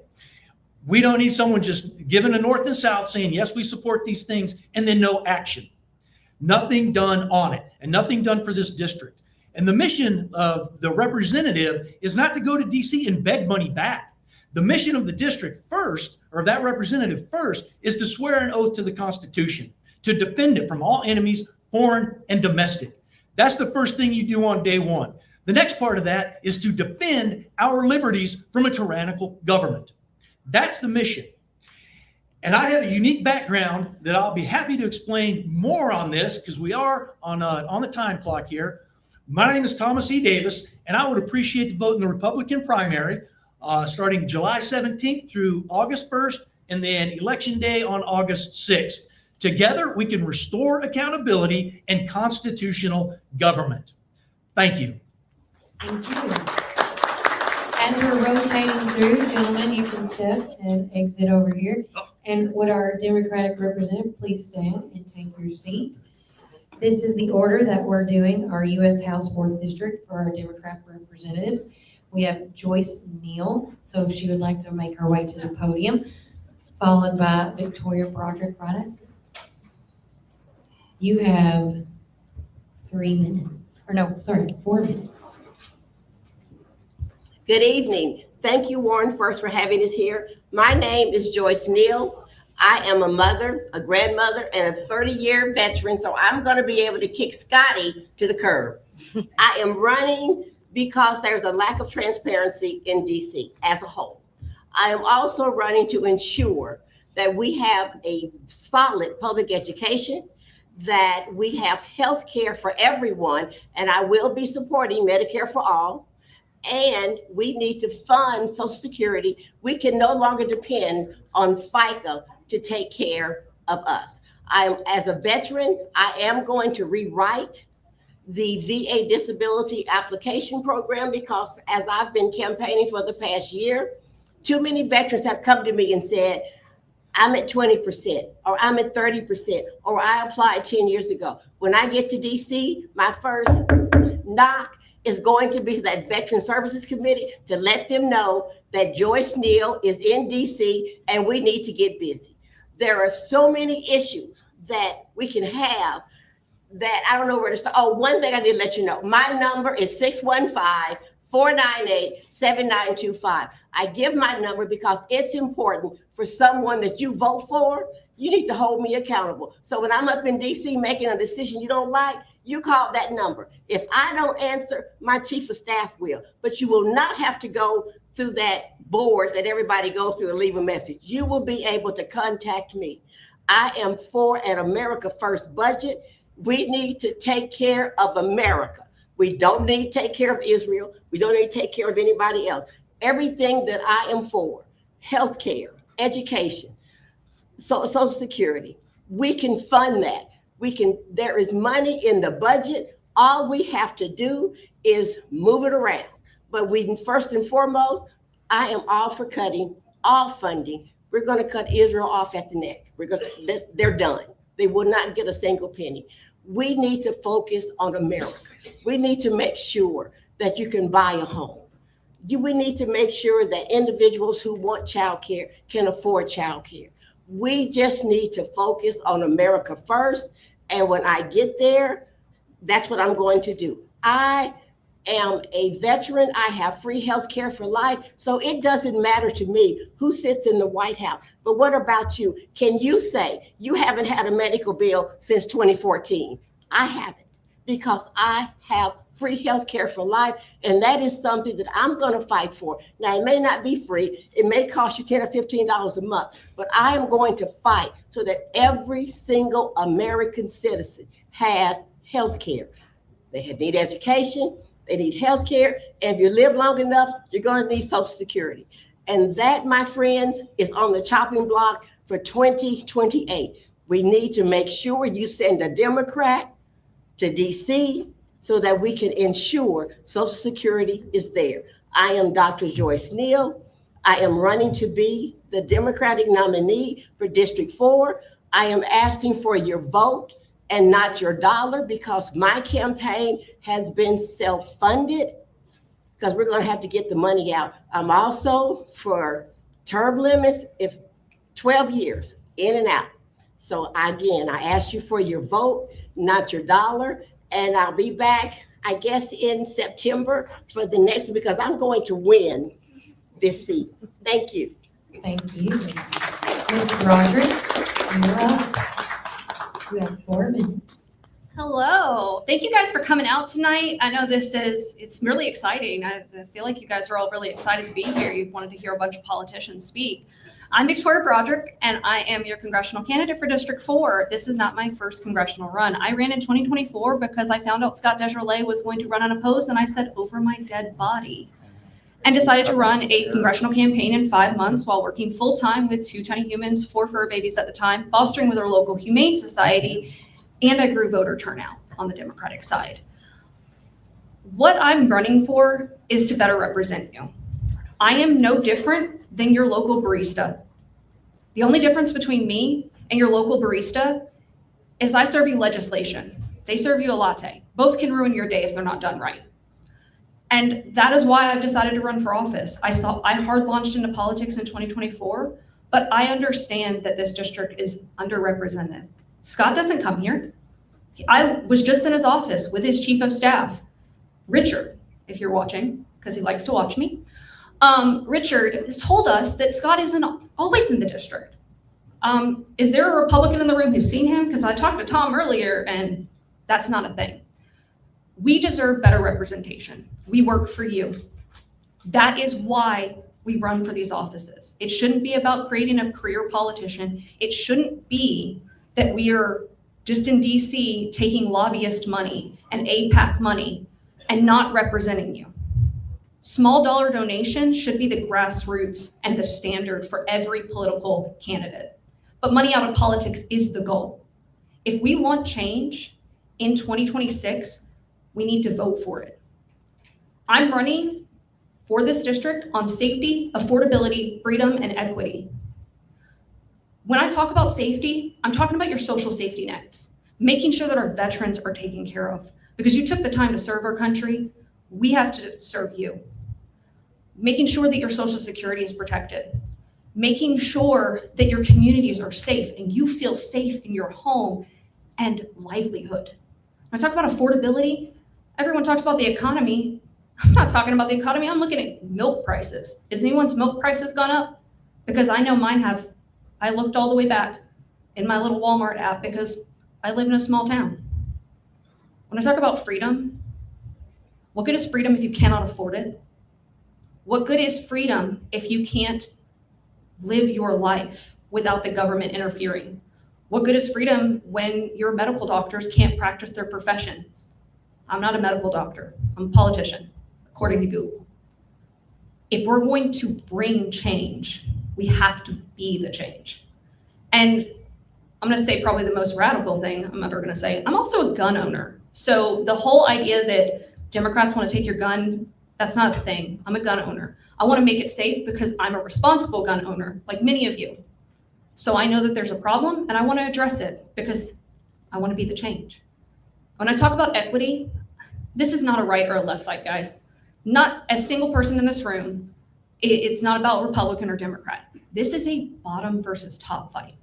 This is a donor class versus all of us, working class people who work hard every single day. The only way we're going to bring change is if you vote for it. So I'm asking not only for the Democratic vote in this election, I'm asking for the Republican vote because you deserve better representation. Thank you guys so much. I'm Victoria Broderick, and I hope you have a lovely night. Thank you. Up next, we have Cliff Huffman.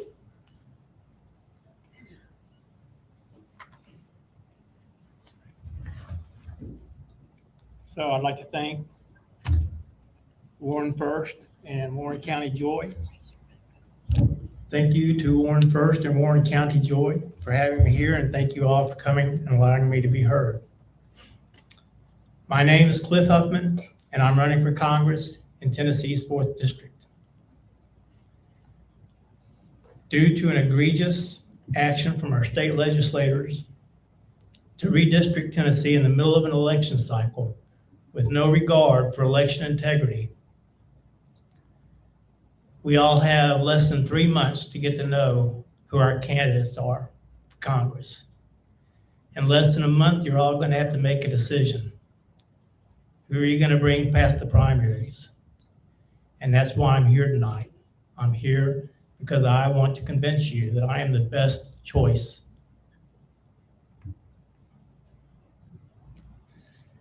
I'm the best choice to beat. I would say Scott Desjardins, but I'm not sure he's going to get that far after hearing some of the Republican candidates tonight. But I am convinced of one thing. The main reason that I'm running is because I feel like what is critical to our government right now is a Democratic congressional majority. Why is that so important? Because without a Democratic congressional majority, there will be, and there are, no checks and balances in our system. The Republican congressional majority has surrendered its duty to checks and balances. Checks and balances are critical to democracy. So make no mistake, my main goal is to turn District 4 blue.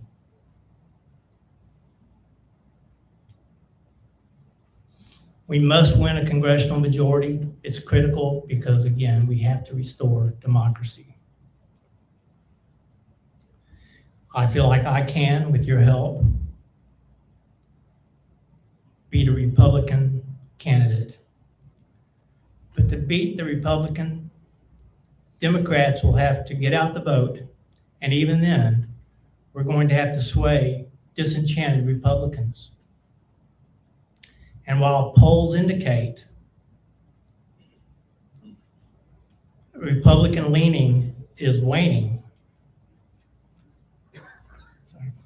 we can't leave it to chance. In the last 16 years, the odds have never been this good for Democrats in this position. But a miss is as good as a mile. The right candidate matters. And the voters' choice in the August primary will be critical to the November general election. To win Republican votes, we need a Democratic candidate that Republicans can relate to, a candidate they trust, and a candidate that understands them. Simply put, a local candidate that represents the constituents.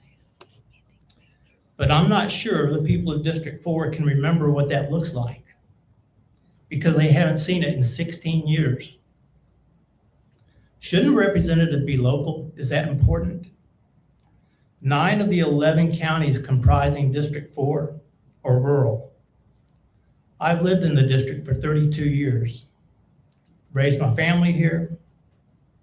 I've owned a business here. My wife was an educator here. My son went to school here. I served as a commissioner for a utility district in District 4. And I know the daily issues, and I know the challenges of the District 4 constituents.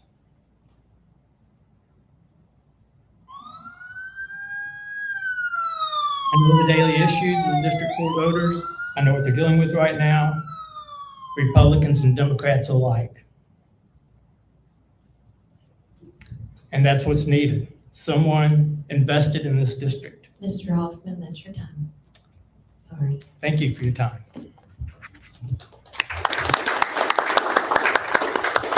Mike Cortez, it's your turn.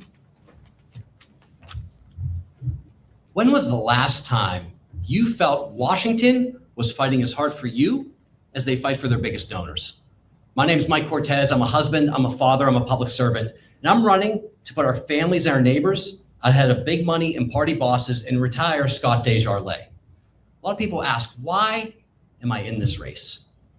Because I've seen big money sell out my neighbors firsthand. I've been in Tennessee for 25 years. I'm originally from Pittsburgh, Pennsylvania. I was a kid when the steel industry collapsed. We lost 40% of our population during that downturn. Republicans and Democrats in office didn't care. They turned their back on those people, they abandoned them. Every year they said, don't worry, it's coming back. You're gonna learn the code, it's gonna get better. Every year it got harder and harder and harder. It was funny, back in 2016, there were a lot of people who were confused that Obama voters were trending towards Trump. And I wasn't confused. For years, people have been telling us the system is getting harder and harder and harder. No one's listening to us. And they were both viewed as agents of change. Opposite ends of the political spectrum, but agents of change. And why would somebody want an agent of change? Because our families, our small businesses, our medium businesses were getting squeezed at every turn, and big money was buying policy. When I was a kid, we had 50 plus significant media companies in this country. We now have 6 conglomerates controlling what we see in here. We used to have 40 plus airlines in the United States. We now have 4 controlling over 80% of the air traffic. We had dozens and dozens and dozens of beef producers. Now we have 4 controlling almost all the beef production in the United States. You look at pork, poultry, dairy, grains, seeds, packaged food. It's the trends across every single industry. They are buying power, and what do we get? They get record profits. We get lower wages, higher prices, and crappier products. And when they mess up, they say they're too big to fail and we have to bail them out. Now, I take on big money every day. I serve in Davidson County. I brought legislation forth to fight companies who are trying to price gouge us with AI. I brought legislation forward to make sure we hold data center developers in check. I have legislation on the docket right now to protect our kids from online threats. The guiding theme of this campaign is hometowns over headlines. The reason there's so much outrage right now is because both parties have failed us. Leaders in both parties have failed us. We need to write the next great American story. When you think of hometowns over headlines, I want you to think of the next great American story. A story of America where young families can actually afford to have kids. Parents don't have to work 60 hours a week to make ends meet, and retirees don't have to go back to work because of rising cost. I don't care who you voted for. I don't care what letter's next to your name. I care about you. When my wife's parents abandoned her, her friends brought nickels and dimes to school so she could buy lunch. They didn't say, hey, what's your political affiliation? Who'd you vote for? They said, I got your back. When my life got really dangerous, the shop owners in my town took care of me. They said, hey, are you watching Fox or CNN? No, they said, I got your back. Every person in this room, when a party boss, I don't care what letter's next to their name, if they're Democrat, if they're Republican, if they're doing something that's not good for Tennessee, they're gonna hear from me. I want you to know I have your back. MikeForTennessee.com. Love the opportunity to earn your vote. Hometowns over headlines. Thank you so much for the time. Thank you. Next up, last but definitely not least, Tim Lanier. Thank you guys very much for having me. Like she said, my name is Tim Lanier, and this is my rat card. You can see I've got the pink hard hat on. And I did that with the American flag in the background to let other Democrats know we got to be proud to be Democrats. Again, we got to come out of the closet, so to speak. There's a lot more in Warren County than you think there is. I guarantee it. I have been working across this district and talking with people on main streets and Squatchy and Bledsoe and everywhere. And people are ready for change. They're tired of the leadership as is, especially in Washington. The people up there are stealing your lunch money. The people in Kentucky are stealing our lunch money, you know, on the state level. It is terrible. Bad leadership will lead to depression. Bad leadership leads to less money in our pockets. Poor leadership leads to distress and chaos in our lives. And that's what we all have right now. We all have chaos in our lives. We need to get back to a simpler time, a time when Washington just does their job and keeps their mouth shut. That's the kind of guy that I am. I'm a leader. I like to lead by action, not by words. Words mean nothing. We could talk, sit here and talk all day. That doesn't mean nothing. What are you doing in your daily life to make your community better, to make the people around you more happy? I know what I'm doing. I've got a community garden. I volunteer almost full time. I have people building houses and condominiums all across Middle Tennessee at very affordable rates. We don't charge what the other big companies charge because I do own a construction company. And that's why I have an affordable housing plan that I've been working on for years and years. It's really my life's work. It's my passion. And I'm so excited to introduce it to America, you know, when I make it to DC. We need this affordable housing plan. We need to build houses, residential. I'm not talking about commercial. I'm talking about residential houses for the 9 rural communities of this district. It needs to be repeatable, sustainable, and it needs to last a long time. Once we build a structure, once we build a house, it needs to stay there. It needs to last the test of time. So we don't have to keep redoing the HVAC and redoing the roof every 2 years and repainting and all this stuff. It's not right. There's a better way to build, and we can do that moving forward. Now, if you'll read my rat card, you'll see voting rights and women's rights. It's two things I consider to be personal freedoms. I have a wife and 2 daughters. They are in their early 20s.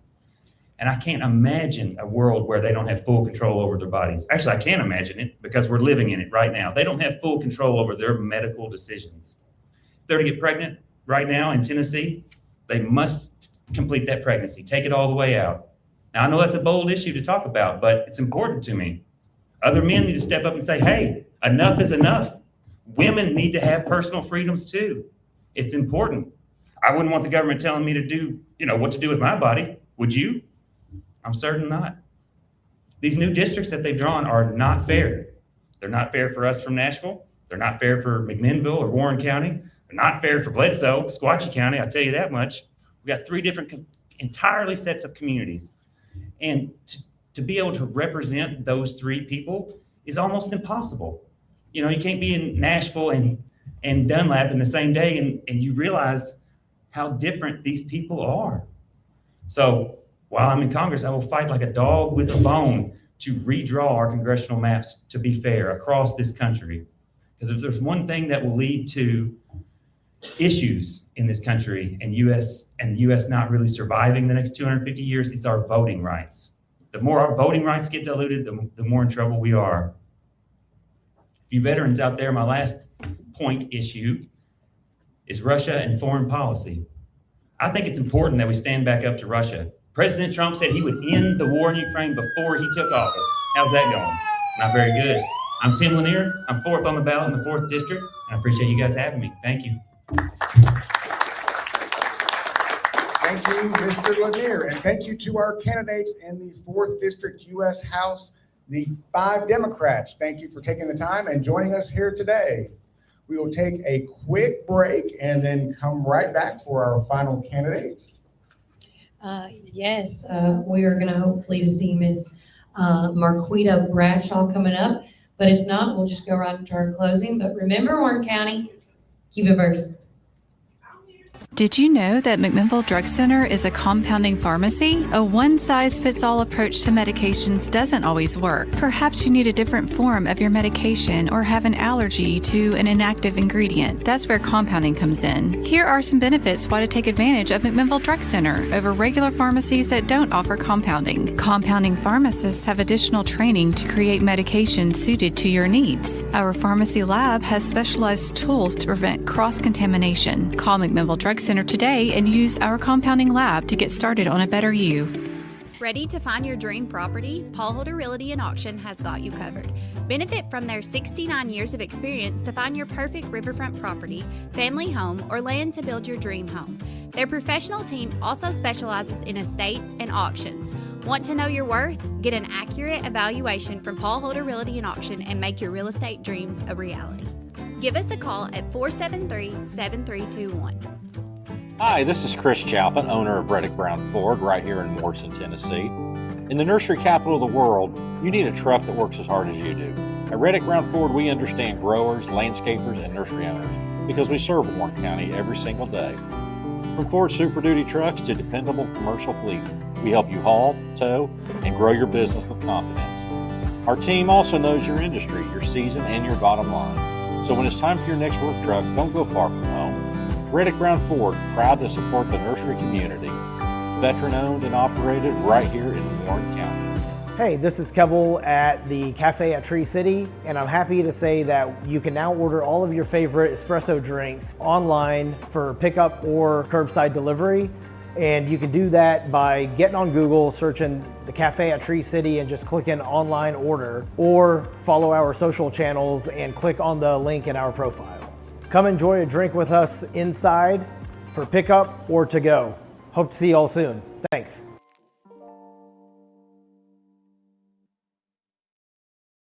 Whether you're dining in or taking out, we've got something for everyone. From our mouth-watering brisket, baby back ribs, juicy ribeye steaks, specialty sandwiches, and fried chicken tenders, your taste buds are in for a treat. Don't forget our weekly specials. Monday, spaghetti or hamburger steak. Tuesday, meatloaf or barbecue chicken court. Wednesday, pork loin or Salisbury steak. Thursday, smoked chicken house or country fried steak. Friday, fried catfish or Cajun catfish on rice. Whether you're feeding hundreds at a company picnic or meeting a friend for lunch, you can count on Praters to satisfy your taste buds. Call us at 635-2259 and taste the tradition at Prater's Barbecue. 30 years of excellence. Welcome back, Warren First 9 through 1. I'm your host, Joe Kelly Walker Slaughter, alongside my good friend and partner with Warren County Joy, Mr. James Clark. We are now at the end, our last speaker. I always say save the best for last. So representing for the U.S. Senate seat, the opponent, Ms. Marquita Bradshaw. You have exactly 4 minutes to talk about whatever you like, my friend. Hello, my name is Marquita Bradshaw, and I grew up in South Memphis in Tennessee. When I grew up, I loved to play outside in the backyard. Either I was in the backyard with my great-grandmother in the garden or playing with my friends next door. One day, I went inside and told my dad that I was being bullied, and he broke the broomstick in half. He gave me the part that didn't have the broom on it, and he said he's going to sweep the floor with the rest. And you can imagine what he said do next. What I did learn from him is that you have to stand up for yourself. A little bit further along, my mother walked a mile a day when she found out that we had a national priority list Superfund site in our neighborhood, a military landfill. And my great-grandmother started to die from cancer. And she walked a mile a day. My family got involved, my community got involved, and we worked tirelessly for accountability and transparency. Now, those are 2 ways that I learned how to fight. And I began to learn how to fight as an adult when I became a college student, and they told me I was poor. By the standards of the Pell Grant. in the expected family income contribution. I had no idea I was poor. I grew up with everything I need. But then I knew I needed to work hard to make sure that I had a future. And I took out student loans in order not to be a burden on my family. And so that was a fight that I took up against poverty for myself. And as things went along, me and my family continued to fight for transparency. My mom passed away a few years ago. Her body just could not stand how much pollution we were having in our community. And on her deathbed, she made me promise that I would run again for U.S. Senate. You said again? Yeah, I had the audacity to pick another fight. I, with only $2.18 in my name, decided to run for U.S. Senate in 2020, and I won the Democratic nomination with less than $20,000. And that showed me another way to fight, that people are ready for change and people want representation in Washington, D.C. that's not special interest and not giving out handouts to the billionaire class. In Memphis right now, you can see people working a lot of jobs to try to make ends meet. Housing is not affordable. Everybody's worried about whether or not they're going to have clean air because Elon Musk's monstrosity data center is poisoning us literally every day because we share the air together, right? And so in true fashion, I still like playing in the backyard. It was just not enough for me to honor my grandmother by having a garden. I started a community program where I showed people how to safely remediate the soil and grow in containers. And I also started a program where we have indoor air monitoring. What I have learned is that right now we need people to fight for the working class. I know what it's like to fight as a working class single mother, and you can trust that I'm going to fight for working class farmers, veterans, teachers, and students, and we can build a fair and equitable economy where everybody can thrive. I need your vote. My name is Marquita Bradshaw, and I know it's time to send Haggerty home because we are not getting what we deserve in representation right now. And so first, I need you to pull that Democratic ballot to vote for me in the primary. And in the general, I need you to push that button for Marquita Bradshaw. I am ready to represent working people in Washington, D.C. Thank you very much. Go to marquitabradshaw.com. Thank you. And that, guys, is a wrap for our second annual Debate and Community Forum. James, is there any final thoughts you want to say? Well, I did just want to recognize before he left, Mr. Zeckman he's left the room. Mr. Bill Zeckman, always glad to see him here at these community forums. It's been great, Kelly, doing this with you. Absolutely love it. Hope we can do it again a third time. Yes. And thank you, James. Once again, I've had an absolute blast with you as well. Shout out one more time to our amazing sponsors. Thanks to, where did I put it? Right here. Thanks again to Warren County Sports Authority, Warren County Joy, or the Warren County Way, Warren County Joy, Prater's Barbecue, Eleanor's Milestones, Warren County, I said it again, but it's okay, Joy, Community TV 10, and the Sound Machine. Guys, that is a wrap. Take care. God bless. You can either choose to be a blessing or a curse. Here at Warren First, we choose to be a blessing. And remember, Warren County, keep it first. Right.